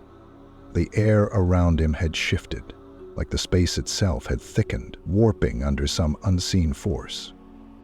Then, from the other side of the doorknob twisted. Samuel stumbled backward, knocking over a chair in his frantic retreat. His entire body was shaking now. The room felt smaller, the air heavier, suffocating. He braced himself for the worst. Any second now, the door would swing open, and he would come face to face with nothing. The knob stopped moving. The silence returned, but somehow that was worse. Samuel's breath came in ragged gasps as he watched the door, waiting. The clock on the wall ticked, marking each passing second like a countdown to something inevitable, and then his laptop turned on by itself. The screen flickered, glitching violently before settling on a new feed. Samuel swallowed hard, forcing himself to step forward. He didn't want to look, didn't want to see whatever was waiting for him, but his gaze was already locked onto the screen. It was his apartment, a live security feed of his own room. But something was wrong. The Samuel in the feed wasn't moving. He stood perfectly still, head slightly bowed, arms at his sides. His face was obscured by shadows, his expression unreadable. Samuel's chest tightened, his vision tunneling as panic clawed its way up his throat. The other him slowly lifted its head, staring directly into the camera. And then, in perfect sync with his reflection in the window, it smiled. A deep, aching wrongness filled the air, pressing against Samuel's skin like static before a storm. The lights flickered, and for a split second he thought he saw something else in the screen's distortion, shapes shifting behind his doppelganger, crawling, stretching. But then the screen went black, and a single line of text appeared. "We see you." Samuel's knees nearly buckled. The air in the room rippled, warping in and out of focus. "You are not supposed to be here." His vision blurred, his balance failing as the walls around him shuddered. And then, in a single, impossible instant, the apartment collapsed inward. Part 4. The Fractured World. Samuel hit the ground hard. His head spun, his lungs burned, and for a moment, he had no idea where he was. The apartment was gone. The floor beneath him wasn't hardwood anymore. It was cold, smooth metal, humming softly under his hands. He pushed himself up, blinking against the dim, flickering light. A corridor stretched out in both directions, walls lined with dark, glassy panels. They weren't mirrors, but they reflected something. Shadows moving in places where there shouldn't be any. The air smelled sterile, electric, like an old hospital. He wasn't in his world anymore, and the weight of that realization sent a chill through his spine. The space around him felt wrong, like reality had been folded in on itself. He took a hesitant step forward, the sound of his footsteps echoing unnaturally. The walls pulsed slightly, like a screen suffering from interference. Then a voice. Samuel's breath hitched. It wasn't coming from in front of him. It wasn't coming from behind him. It was coming from the reflections. He turned his head, his pulse hammering. In the panel beside him, his reflection stared back, but it wasn't moving the way it should. Samuel took a breath, and the reflection stayed perfectly still for half a second before catching up. And then, it smiled. He stumbled away, his heart slamming against his ribs. The reflection followed his movements, but with a delay, as if it were deciding what to do next. Its head tilted too far, its lips parting slightly, as if ready to speak. Then finally it did. "You need to go back." Samuel's back hit the opposite wall, his mind scrambling for an explanation. "What is this place? What's happening to me?" The reflection's eyes darkened, its image flickering like a signal barely holding on to stability. The glass rippled, the surface moving as if something lurked beneath it. "You are in Inner Bell," it said, its voice hollow, distorted. Samuel's stomach twisted. "Inside the what?" he whispered, though he wasn't sure he wanted to know the answer. The reflection's mouth twitched. "Worlds," it said simply. Samuel's hands clenched into fists. He didn't understand. He didn't want to understand. Then the lights flickered. He stiffened. Something moved further down the corridor. It wasn't a reflection this time. It wasn't a shadow. It was something real. A low, dragging sound echoed toward him. A metallic scrape, like something sharp being dragged against the floor. Samuel held his breath, pressing himself against the cold glass, his chest rising and falling in shallow bursts. He needed to run. His mind screamed at him to move, but his body wouldn't listen. Then it appeared. At the far end of the corridor, emerging from the flickering darkness, something tall and wrong stepped into view. Its limbs were too long, its movements stuttering, glitching, as if reality itself struggled to contain it. Its body looked stitched together, patches of shifting darkness where skin should have been. Its head jerked toward him, and for the first time Samuel understood what real terror felt like. He ran. His footsteps pounded against the metal floor, his breath sharp and ragged. The corridor twisted, shifting beneath him as he turned blindly down a branching hallway. The reflections in the glass panels watched him, their faces flickering between fear and something else, something hungry. The air felt denser, thicker, like he was running through something unseen. A sign flickered above him, written in a language he couldn't read. The letters twisted, morphing into symbols that almost looked familiar, before shifting again. His vision blurred, his mind struggling to hold onto what was real. A door appeared ahead, heavy, metal. He didn't think. He grabbed the handle and threw himself inside, slamming the door shut behind him. The hum of the corridor vanished. Silence. Samuel gasped for breath, pressing his forehead against the cool metal. His hands trembled, his body slick with sweat. He was safe. For now. The room was small, dimly lit by a single overhead light. Papers were scattered across a metal desk, pages yellowed and brittle with age. A large, rusted filing cabinet stood in the corner, its drawers slightly ajar. The air smelled of dust and old electronics, a scent that made his stomach turn. A console sat against the wall, its screen flickering with static. Samuel wiped his face with a shaking hand, stepping forward. His fingers hovered over the controls, his pulse erratic. The screen buzzed, glitching for a moment before displaying a new feed. His apartment. His breath caught in his throat. The footage showed his living room, perfectly still, as if nothing had happened. But then, something moved. Samuel leaned in, his heart pounding in his ears. At first he thought it was just shadows shifting. Then he saw it, a figure standing in his kitchen. No, not standing, waiting. The screen glitched, and suddenly the figure was closer, right behind the couch. Samuel's pulse pounded so hard it hurt. The feed flickered again. Now it was at the door. His door. The door he had locked before all of this started. The figure raised a hand and knocked. The screen cut to black. A new message appeared.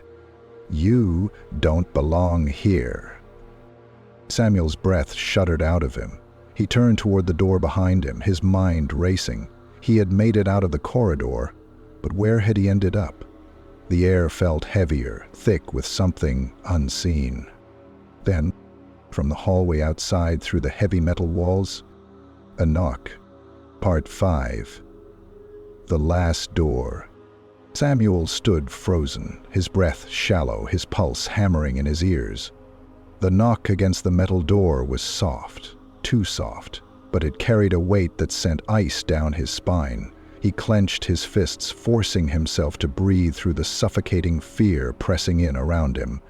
The room was silent, except for the low hum of the flickering screen behind him. The message still glowed on the monitor. "You don't belong here."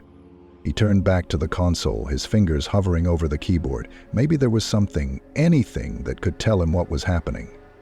His reflection stared back at him in the dark glass of the screen, eyes wide with panic.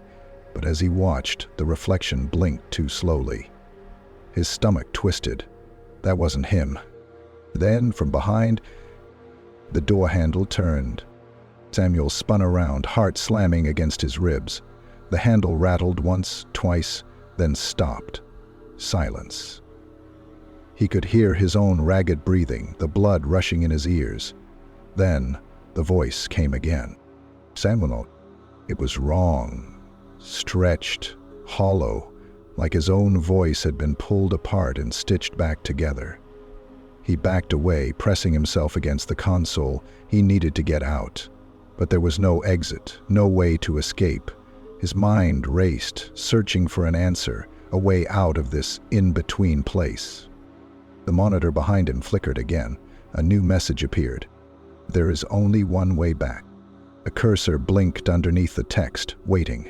Then, slowly, letters began appearing one by one. "Open the door." Samuel shook his head. No. That wasn't right. Whatever was outside wasn't him. He wasn't supposed to let it in. He turned back to the screen, fingers shaking as he typed his own response. "Who are you?" For a moment, nothing happened. Then, the cursor moved. "I am you." Samuel's breath hitched. His hands hovered over the keyboard. Before he could type, the cursor moved again. "But you are not you." The door creaked open. Cold air rushed into the room. The lights flickered, and Samuel's stomach dropped as he saw what stood in the doorway. Himself. Not a shadow, not a reflection, a perfect copy. It stepped inside slowly, its movements eerily smooth. Its face was his, but it wasn't right. The eyes were hollow, too deep, as if they had seen something he hadn't. Its mouth curled into a small, knowing smile. Samuel staggered backward, his mind screaming at him to run. "Who? What are you?" His voice came out hoarse. The other Samuel tilted its head, studying him. When it spoke, its voice was identical to his. "The real question is, what are you?" The word sent a violent shudder through Samuel's chest. Then, the screen behind him flickered violently. "Only one of you can leave." Samuel's hands curled into fists. He wasn't going to let this thing take his place. He lunged. The impact sent them both crashing against the console, the screen shattering in a spray of glass and static. The room shuddered, the walls distorting as if the space itself was collapsing. The other Samuel grabbed his wrist. Cold. Impossibly strong. Their eyes locked. For a split second, Samuel saw something behind them. A void. A place that wasn't a place. Then the voice whispered, softly in his ear, "You were never meant to wake up." The world ripped apart. Samuel gasped for air. The sensation of falling snapped away, replaced by the feeling of something solid beneath him. He jerked upright, sucking in a sharp breath. His apartment. His room. The blinking alarm clock on his nightstand read 3:47 a.m. The familiar hum of the city outside bled through the walls. Had it been a dream? His hands trembled as he looked around, his body still aching from whatever had just happened. He pushed himself out of bed, stumbling toward the bathroom. His reflection stared back at him in the mirror, his skin pale, his eyes wide with exhaustion. Then, his stomach twisted. The mirror blinked. Not him. The thing in the mirror blinked first. And then it smiled. Story 5, Part 1. The Asylum That Took Them. The asylum had been abandoned for decades, but it still stood like a rotting corpse at the edge of town. Cracked brick walls, shattered windows, and a rusting iron gate that leaned forward as if waiting to consume anyone who dared to enter. The locals called it Blackwood Asylum, though officially it had been shut down under another name, one lost to time. No one went near it. Not anymore. But tonight 5 friends stood outside, staring up at the dead structure, their breath fogging in the crisp night air. The bet had been simple. Go inside, reach the basement, and bring something back. Proof that they had been there. A rusted tool, a patient file, a photo. Easy money, Travis had said. The others weren't as sure. Dylan shifted uneasily, glancing at the others. "I don't like this, man. This place has a history," Travis scoffed, adjusting his backpack. "Yeah? So does every abandoned building.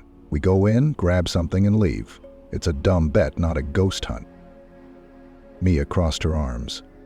"Then you go first," Travis grinned. "Fine, but don't cry if I lock the door behind me." He pushed the gate open. The rusted metal groaned like a dying thing, and then together they stepped inside. The air changed the moment they crossed the threshold. The night sounds, distant traffic, rustling leaves, vanished. The world outside felt cut off, as if the asylum had swallowed them whole.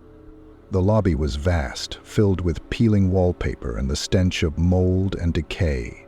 Rusted wheelchairs and broken gurneys littered the space, remnants of a time long past. "Smells like death," Mia muttered, covering her nose. "Maybe something died in here," Lucas whispered. Travis laughed. "Maybe it's still here." Dylan shot him a glare. "Not funny." They moved cautiously, their phone flashlights cutting through the darkness. Faded signs lined the walls, each pointing toward different wings. Psychiatric care, intensive therapy, patient dormitories. "Basements this way," Travis said, leading them toward a rusting stairwell. As they moved, something scraped against the floor behind them. They all froze. Mia spun around. "Did you hear that?" Lucas swallowed hard. "Yeah." The beam of her flashlight trembled as she swept it across the empty hallway. Nothing. Just shadows stretching along the floor. Then, something moved. A flicker, just at the edge of the light. A figure standing at the end of the hall, watching them. "Who the hell is that?" Dylan whispered, gripping Travis's sleeve. The figure stood perfectly still, its body obscured by darkness. The light barely reached it, but they could make out pale skin, a hospital gown, bare feet. Then it took a step forward. Travis bolted. "Screw this." The others followed, sprinting toward the stairs. The air felt thicker, like the asylum itself was pressing in around them. They reached the stairwell, practically throwing themselves down the rusted steps. Something clattered above them, the sound of metal dragging against tile. They didn't look back. The basement door stood ahead, slightly ajar, the darkness beyond it too deep. Travis shoved it open, inside. They stumbled through, slamming the door shut behind them. The silence returned, except now they were trapped in the basement, and they weren't alone. Part 2. The basement that breathes. The door slammed shut, sealing them in darkness. Their breathing was ragged, chests rising and falling in frantic bursts as they pressed against the cold, damp wall. The basement smelled worse than the rest of the asylum. Mildew, rotting wood, something stale and old. The air was thick, heavy, like it had been sitting there for too long without movement. Mia fumbled with her phone flashlight, the beam shaking as she swept it across the room. Crumbling shelves lined the walls, their contents long since picked apart by time. The floor was covered in dirt and dried leaves, as if the outside world had tried to claim this place but failed. The walls were cracked, water stains running down in long, sickly streaks. Everything about this place felt wrong, like it had been left behind for a reason. Lucas exhaled sharply, his voice barely above a whisper. "What the hell was that?" Travis swallowed hard. A squatter. Had to be. Mia shot him a glare. That was not a squatter. That thing, it wasn't right. Dylan stepped away from the door, his eyes locked on the darkness beyond their lights. "We need to find another way out." Mia nodded, gripping his arm. "And fast." Then the air shifted. A cold breeze passed through the room, carrying the scent of something rotten. It moved unnaturally, as if it were exhaled by something breathing just beyond their sight. And beneath their feet, the floorboards creaked. They all froze, every muscle locking in place. The sound had come from below them. A slow, deliberate movement, like something shifting under the floor. Lucas took a step back, his voice tight. "Did you hear that?" Mia didn't answer. She was staring at the far wall, at something none of them had noticed before. A door. It wasn't like the others. The rest of the asylum was decayed, broken, but this door, it was clean. The wood wasn't rotting, the handle wasn't rusted. It stood out too much. Travis stepped forward, reaching for the handle. Mia grabbed his wrist. "Don't." He frowned. Why not? She couldn't explain it, but something deep inside her screamed that this door wasn't meant to be open. Travis yanked his arm free. "Screw this. We need an exit." Before anyone could stop him, he turned the knob, and the door swung open. The smell hit them first. Damp, rotting fabric, the kind of scent that clung to old hospitals long after the patients had left. The room beyond was pitch black, their lights barely piercing the void. Then, something moved. A slow, deliberate scraping sound, like nails dragging against metal. Mia's stomach twisted. "Travis, close it now!" But Travis wasn't listening. He took a step inside. "There's a hallway, stairs leading down." Dylan grabbed his arm. "Are you insane? We need to go up, not down." Then, the door behind them, the one leading back to the asylum, creaked open. The others spun around. The hallway beyond was empty, but the air was wrong, too still, too heavy. The darkness beyond their flashlights felt alive. And then, from somewhere above them, in the floors they had left behind, a voice, muffled, distant, but unmistakably Travis's voice. "Guys, where'd you go?" The real Travis was standing right beside them. Mia's blood ran cold. The others didn't move, their faces frozen in wide-eyed terror. Lucas spoke first, his voice barely above a whisper. "What the hell is going on?" Travis took a shaky step back. "I'm right here. That's not me." The voice from above called out again, closer this time. "Hello, I can't find you." It wasn't exactly Travis's voice. It was wrong, too slow, too stretched, as if something was learning how to speak. And then, the worst part. The sound wasn't coming from the hallway anymore. It was coming from inside the walls. Mia grabbed Dylan's hand, pulling him toward the open door. "Go." They rushed inside, slamming it shut behind them. For a moment there was only silence. Then, a soft tap against the wood. And the voice spoke again. "I found you." Part 3, The Descent. The door shut behind them with a solid final thud, sealing them inside the unknown. Mia's breath came fast and shallow as she backed away, her hand still clenched around Dylan's wrist. The air was stale, thick with dust and something older, something that didn't belong in an abandoned asylum. The silence pressed down on them, suffocating, as if the space itself was holding its breath. Lucas turned his flashlight toward the corridor ahead. The hallway stretched downward, carved from cracked stone, the walls damp and uneven. This wasn't part of the original building. It was older, like it had been here long before the asylum had been built over it. The air felt ancient, heavy with the weight of things long buried beneath the earth. Travis ran a hand through his hair, his voice unsteady. "That thing? That voice? It was me." Mia shuddered. "No. It sounded like you, but that wasn't you." Dylan exhaled sharply, rubbing his arms. "We shouldn't be here. This place isn't right. We need to turn around." Lucas shook his head. "Turn around to what? That voice? The thing inside the walls?" He gestured toward the dark tunnel. "This might be the only way out."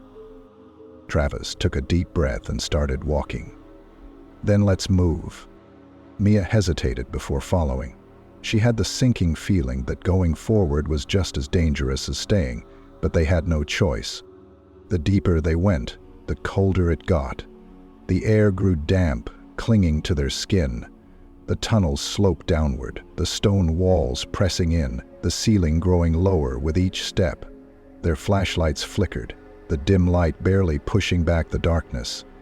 The deeper they went, the more it felt like they were walking into something's mouth. And the markings started. Carved into the stone were symbols, strange twisting characters that seemed to shift under their flashlights. Some were etched deep, others faint, worn by time. None of them were in any language they recognized. The lines curled in unnatural ways, like they had been burned into the walls rather than carved. Dylan ran his fingers over one of the carvings. The moment he touched it, a distant noise rumbled through the tunnel, a deep, resonant sound, like something breathing. They all froze. Mia swallowed. What was that? No one answered. Then, Lucas turned his light toward the floor, and the footprints appeared. Bare feet. Dozens of them, leading deeper into the dark. Lucas took a slow step back, his face pale. God. Mia followed his gaze, her stomach dropping. The prints weren't old. The dirt around them was still loose, freshly disturbed. Something or someone had walked this path recently. Dylan swallowed hard. "We need to go back."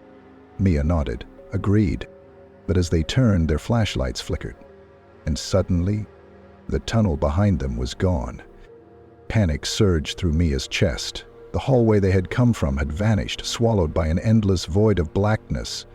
Where there had once been stone, there was now only an abyss, silent, empty. It wasn't just dark, it was nothingness. Travis swore under his breath. This isn't possible." Lucas's flashlight shook as he swept it over the space where the passage should have been. "It's like it just ended." Dylan pressed his back against the wall, breathing fast. Okay, just stay calm. There has to be a way out." Mia wasn't so sure. Something about this place felt alive, as if it was shifting, closing in around them. And then, a whisper, low, slithering, right behind them. Mia's skin crawled. She turned slowly, barely daring to lift her flashlight. At the far end of the tunnel, something stood in the dark. It was a person, or at least it had been. The figure was bent at an unnatural angle, its limbs too long, too thin. Its hospital gown hung in tatters, barely clinging to its frail body. The skin stretched pale and tight over its bones, lips split into a wide, unnatural grin. And its eyes, black, empty, bottomless. It took a step forward. Mia stumbled back, her throat tightening. "Move, now!" They turned and ran. The tunnel twisted beneath them, stretching endlessly as they sprinted forward. The sound of bare feet slapping against stone echoed behind them, gaining. The air thickened, pressing against their lungs, slowing them down. Mia's breath hitched. The light ahead was dimming, the tunnel closing in. Then, a door. Rusty. Heavy, standing alone in the dark. Lucas shoved it open. They piled inside, slamming it shut just as the thing behind them reached them. For a moment, the world stood still. Then, a scraping sound. From the other side of the door, fingernails dragging against metal. And then, that voice again. "I found you." Part 4. The Forgotten Room. The door shuddered under the weight of whatever was outside. The metal groaned, nails scraping against it in slow, deliberate drags, like something was testing the barrier. The whispering hadn't stopped either.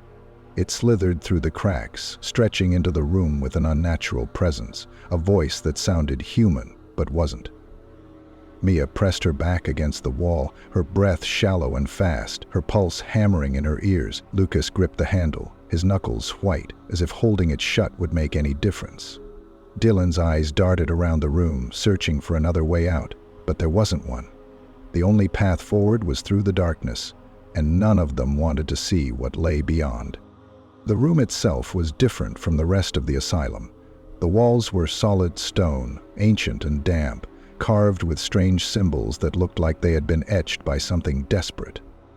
The air was thick, suffocating with the scent of mildew and something worse, something decayed. A desk stood against the far wall, covered in dust and scattered papers, their edges curled with time. An old chair lay on its side, rusted bolts barely holding it together. A single, dim light bulb swayed from the ceiling, casting long, jittery shadows across the room, as if the darkness itself was shifting. But it was the hospital bed in the center of the room that made Mia's stomach drop. The rusted bed frame was covered in straps, their leather cracked with age. The mattress, thin and discolored, was stained dark with something long dried into the fabric. And at the foot of the bed, attached to the rusting metal, was a nameplate. Mia hesitated before stepping forward, dusting it off with trembling fingers. Her heart skipped a beat when she read the letters carved deep into the metal. Patient, Travis Miller. She stumbled back, her breath catching in her throat. Travis took a step forward, shaking his head violently. "What the hell? No, this isn't real." But the name was there, right in front of them. His name. Lucas turned pale. "That doesn't make sense." He pointed to the papers strewn across the desk, his voice shaky. "The asylum's been shut down for decades. No new patients, no recent records. But this," he swallowed hard, "this means Travis was here." Travis ran his hands through his hair, panic rising. "I wasn't! I've never been here in my life!" His voice cracked, but the evidence was right in front of him. The others exchanged glances, realization dawning with slow, creeping horror. Dylan exhaled sharply. "Guys, I don't think we're in the same asylum anymore." The room felt like it was shrinking, pressing in on them. The air itself seemed to grow thicker, heavier, like the place knew they had figured something out. Mia could feel it, This wasn't just an old patient room, it was something else, somewhere else. Lucas stepped toward the desk, shuffling through the documents. Most of them were unreadable, the ink smudged with time, but one stood out. The paper was fresher than the others. The text was clear, legible, and chilling. Patient suffers from hallucinations of doppelgangers. Believes he is being followed by himself. Lucas slowly looked up. "Travis, this is you." Before Travis could protest, the papers moved. Not by wind, not by touch. The words on the page blurred, shifting, rewriting themselves in real time. The ink bled across the paper, forming something new. Admittance date, October 17, 2025. MIA's breath caught. Today's date. The whispering outside the door stopped. Silence settled over the room, thick and unnatural. Then a different noise. Footsteps, slow, measured, deliberate, coming closer. Lucas backed away from the door. "No, no, no!" The lights flickered. The hospital bed creaked. Mia spun around just in time to see something sit up. Travis screamed. The figure in the bed moved slowly, metal restraints snapping free as it lifted its head. Its face, Travis' face. Mia's stomach twisted violently. It wasn't just similar, it was him. Matron. The other Travis had sunken features, skin stretched too tightly over its bones.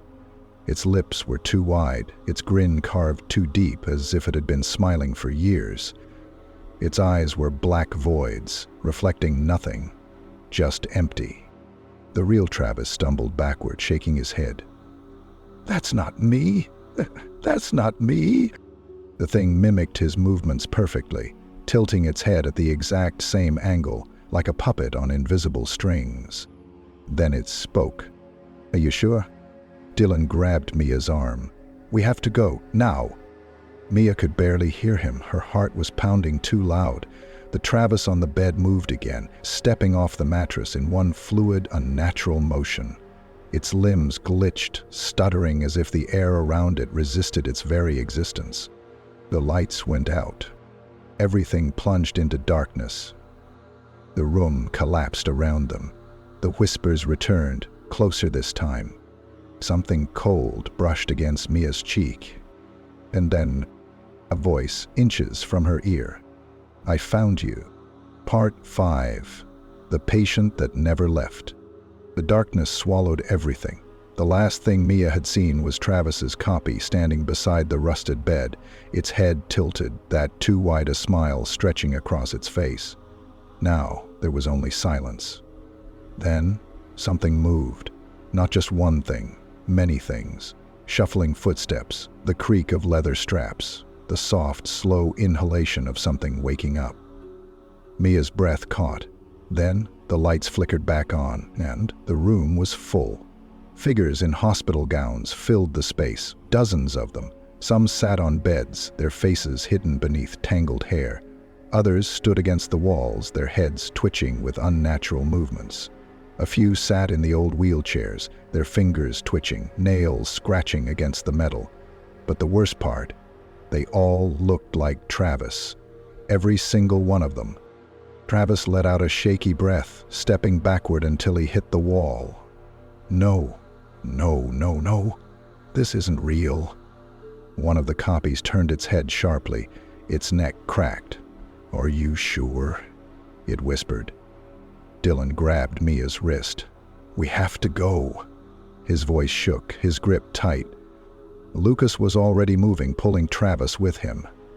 Mia's gaze darted around the room, looking for a way out. The door they came through was gone, the stone walls stretched endlessly, the room shifting like a living thing. One of the Travis copies stepped forward. "It's time to go back, Travis." Mia shook her head. "Back where?" Another voice spoke from across the room. "Where he belongs." The air grew thicker, pressing against them like a weight. The figures closed in, their faces flickering. Too many teeth, empty black eyes, lips moving in silent conversations. Then, a door appeared. Not the same one, a different one. The wood was clean, the handle polished brass, standing out sharply against the decay around them. And something was on the other side, knocking. Once, twice, then a voice. Mia's voice. "Let me out." Her chest clenched. "No, no, that's not..." The copies lunged. Lucas shoved Travis forward. "Go! Get to the door!" They ran. The figures shrieked, moving too fast, their limbs jerking at unnatural angles. Mia grabbed the door handle. It was locked. Behind them, Travis's copies reached out, clawing, grasping, their voices layered together, repeating the same thing over and over. "Go back, go back, go back!" Travis slammed against the door with his shoulder, once, twice. The third time it burst open. They fell through. Mia hit the floor hard, gasping for air. The moment Lucas landed beside her, he kicked the door shut. The noise stopped. The air was different. Not stale, not heavy. The silence felt real.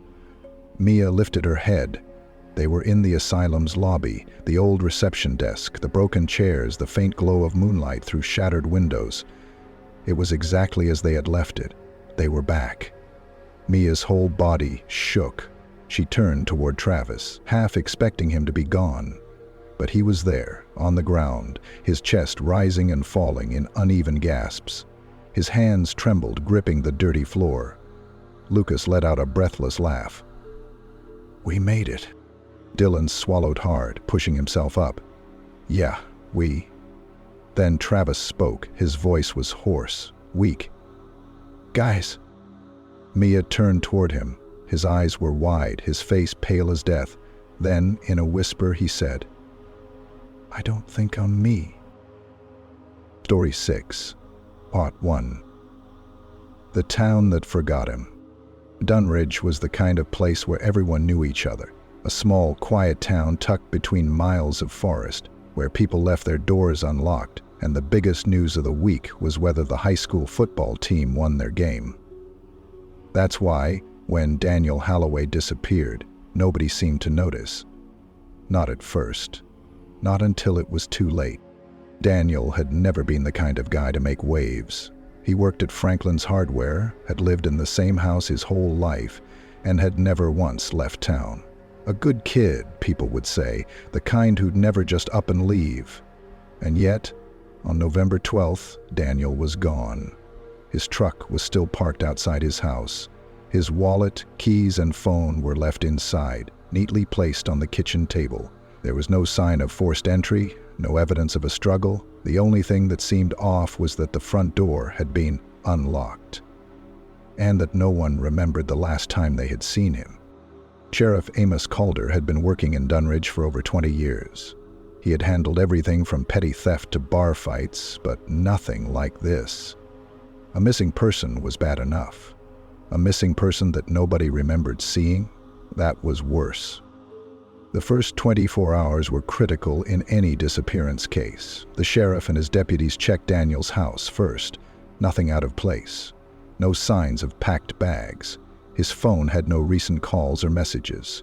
Then they checked his workplace, Franklin's Hardware. The store manager, Glenn Price, frowned when they asked about Daniel.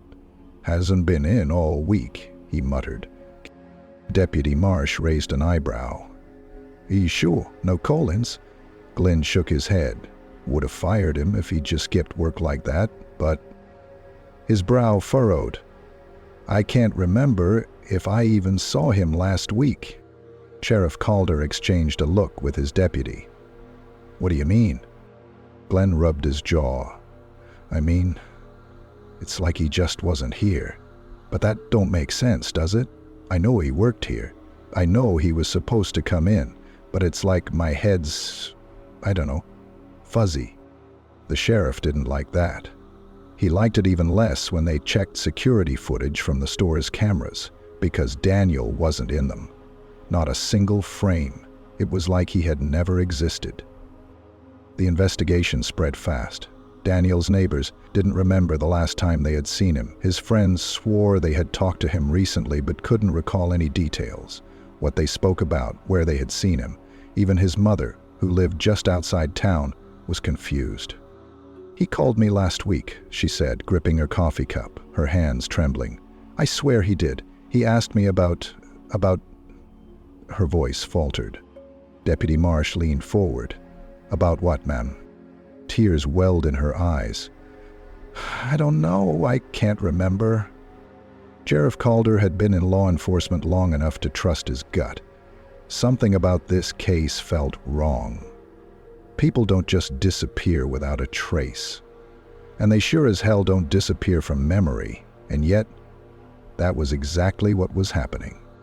By the end of the second day, the case had gone from strange to impossible, because Daniel Holloway's birth records were missing.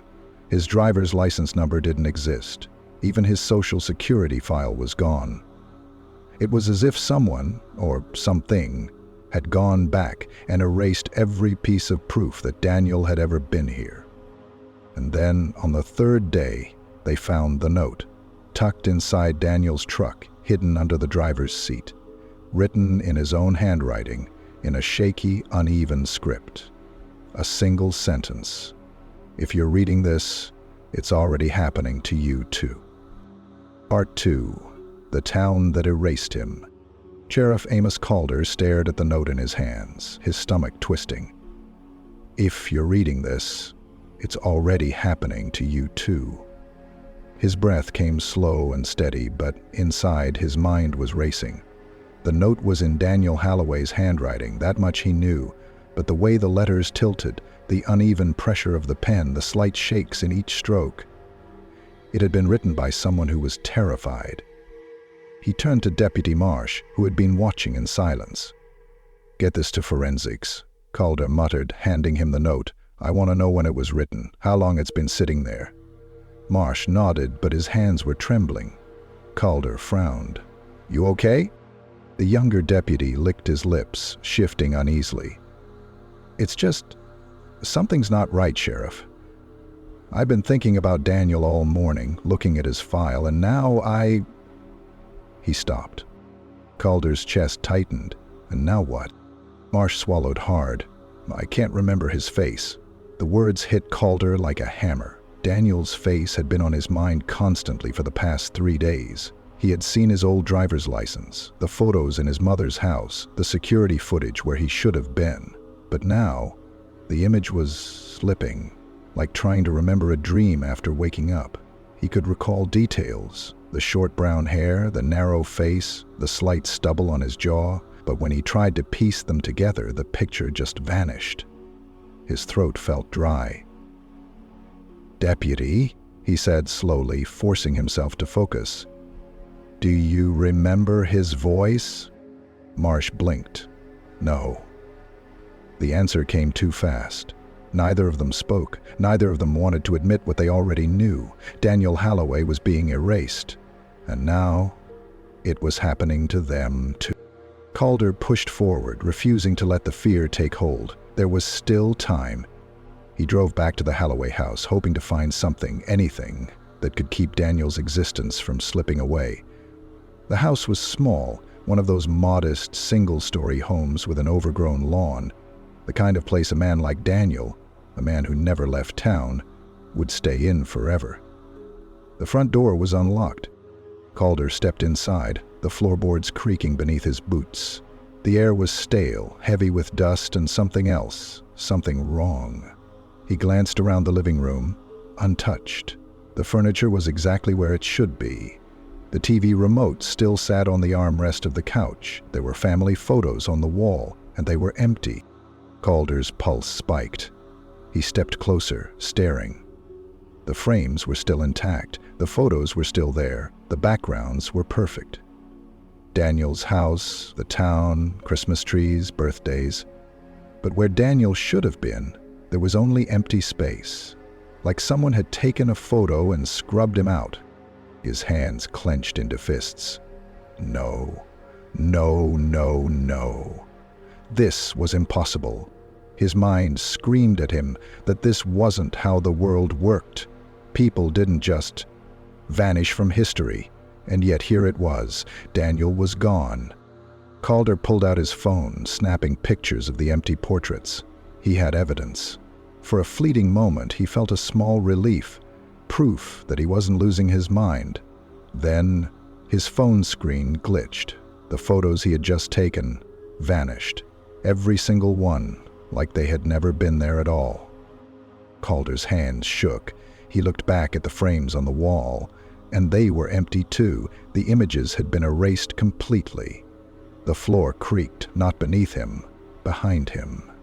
Calder turned slowly, his hand moving to his holster.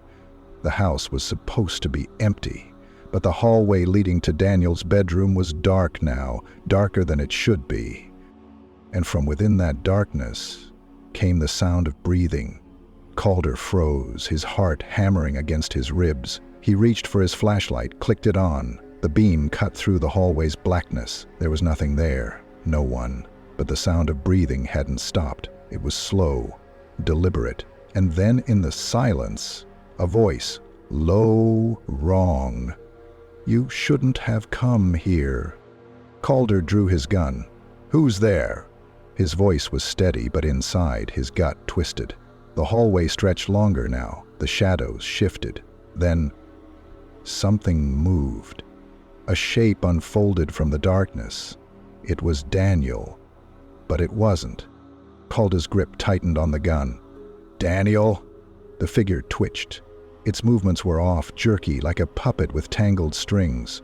The longer Calder stared, the harder it was to focus on the details. Daniel's face didn't stay in place. It shifted, blurred, like his body was coming undone. His mouth opened. No teeth, just blackness. Then, in that low, distorted voice, he spoke. "You don't belong here either." Calder took a step back. Daniel moved forward. The lights in the house flickered violently. The floor creaked under Daniel's weight, even though his feet weren't moving. Then, his head snapped sharply to the side, and he screamed, not a sound a human should make, a distorted, warped wail like a cassette tape being dragged backward. The air shook with it, the walls rattling. Then the lights burst, and everything went black. Part 3. The Hollow Man. The darkness swallowed everything. The last thing Sheriff Amos Calder had seen was Daniel Holloway, or what was left of him, standing in the hallway, his face blurring, his mouth stretching into that impossible black void. Then the lights had burst, and now Calder wasn't sure if he was alone. His breath came slow, controlled, his hand locked around his gun. His flashlight had gone out with the lights, the air thick with something unnatural. He could still hear it, the breathing, but now it was coming from everywhere. A flicker of movement in the dark. Calder turned sharply, aiming the gun toward the hallway. Nothing. The breathing shifted again. Closer now. Too close. Then a voice. Daniel's voice. "You're forgetting me too, aren't you?" Calder's stomach twisted. He had spent the entire day trying to hold on to Daniel's face, his memory, his existence. But now, standing here in the dark, the details were slipping faster. His mind grasped at fragments. Brown hair, a narrow face, a stubble-lined jaw. But they wouldn't fit together. The harder he tried to remember, the fuzzier it got, until all he could picture was the hollowed-out thing standing in front of him. Then Daniel moved. A sudden, violent rush of air. Calder fired. The gunshot roared, the flash lighting up the hallway for half a second, and in that half-second, Calder saw what Daniel had become. The body was still his, the clothes, the height, the frame, but the face, it was gone. A blank, featureless expanse of skin stretched over where his eyes, nose, and mouth should have been. The bullet hit nothing. Daniel's head snapped toward him, and he screamed again. Calder staggered backward, the walls shaking with the force of the sound. His ears rang, his vision blurred. The air felt heavier now, like something was pressing down on him. The room twisted, the walls stretching. No, not stretching, pulling away, and in the spaces between there were more. Shapes. Figures standing just beyond the light, their bodies shifting, faces missing. Like Daniel. They were watching, and they were waiting. Calder forced himself to move, to break free from whatever this was. He turned and ran, pushing blindly toward the front door. The air felt wrong, like he was running through something thick and invisible. The house warped around him, the walls bending inward, stretching outward, and then he saw it, the front door, standing wide open, an escape. He didn't hesitate. He ran toward it, heart hammering, ignoring the shadows shifting behind him. The moment he crossed the threshold, the world snapped back into place. Calder stumbled onto the porch, gasping. The air was crisp, real. The night was still and quiet, the sound of crickets returning to his ears. But something was wrong. The street looked different. The houses, they were empty. No porch lights, no movement, no parked cars, just rows of dark, silent homes. Dunridge was gone. Calder turned back toward the house and froze. The house he had just escaped from was different. Not Daniel's anymore. Not even a house. Just a vacant lot, overgrown weeds, a cracked sidewalk, like no one had ever lived there at all, like Daniel Holloway had never existed. Calder's hands shook. He turned back toward his patrol car, his brain scrambling for something real. He climbed in, gripping the steering wheel, forcing himself to breathe. The radio was still on, static humming through the speakers. He reached for the microphone. "Dispatch, do you copy?" Silence. Then, a whisper. "Who is this?" Calder's chest tightened. "It's Sheriff Calder. Something's wrong. I need—" The voice interrupted. "There is no Sheriff Calder." The static roared. And in the rearview mirror, Calder saw his own face start to fade. Part 4. The Sheriff Who Never Was. Sheriff Amos Calder stared at his reflection in the rearview mirror, his pulse thundering in his ears. His face was fading, not like a trick of the light, not like exhaustion or stress. It was vanishing piece by piece. His jawline blurred first, then his eyes, as if someone had begun erasing him from existence. He gripped the steering wheel, forcing himself to focus. This wasn't real. It couldn't be real. But the radio crackled again, and that same wrong voice whispered, "There is no Sheriff Calder." He slammed the car into drive, peeling out of the empty lot, tires screeching against the cracked pavement. The night rushed past, darkened houses blurring at the edges. The town was too quiet, no lights, no people, no sounds beyond the static hum in his radio. He drove past Main Street, the diner, the gas station, the hardware store, all dark, all abandoned. It had been emptied. His breath was ragged as he pulled up to the sheriff's station, the old brick building standing in eerie stillness. The lights were on. That was a good sign. Or at least, it should have been. He stepped out, his boots echoing against the pavement. The station's glass doors swung open at his touch, the hinges creaking. The front desk was empty. The air was thick, like the moment before a storm. The hallway lights flickered, and from deep inside the station came the sound of someone typing. Calder moved slowly, hand on his holster as he approached the bullpen. The click-clack of keys grew louder, rhythmic, too fast. He rounded the corner and froze. At his own desk, sitting in his chair, was a man in a sheriff's uniform, but it wasn't him. The man's fingers flew across the keyboard, typing nonsense into a blank document. His movements were too smooth, too rehearsed, like a program running its script. His face was turned away, but Calder already knew what he would see if the man looked up. Because the uniform wasn't just similar. It was his, and the name tag on the chest didn't say Amos Calder. It said Daniel Holloway. The thing at the desk stopped typing. Calder's hand tightened on his gun. The chair creaked as the figure turned its head, slowly, too slowly, and when it looked at him, it had his face. Calder's breath caught in his throat. The thing sitting at his desk was him. Exactly him. Same uniform. Same eyes. Same worn-out expression. And it was smiling. It spoke in a voice that was almost right. "Sheriff Calder, you're late." Calder drew his gun. Who the hell are you?" The thing tilted its head, watching him with something too much like amusement. "You're not real," Calder hissed. "You're not me." It stood up. The chair scraped against the floor, the sound too sharp, too jagged. "I never said I was." Calder's finger tensed on the trigger, then the lights flickered violently, the air shifted, and in that split second every computer screen in the station flashed, a single image. A missing persons alert. For Amos Calder. Calder's vision swam, his gun shook in his grip. The screens flickered again. The name in the report shifted, the photo changed. Daniel Holloway's face appeared. Then the name beneath it.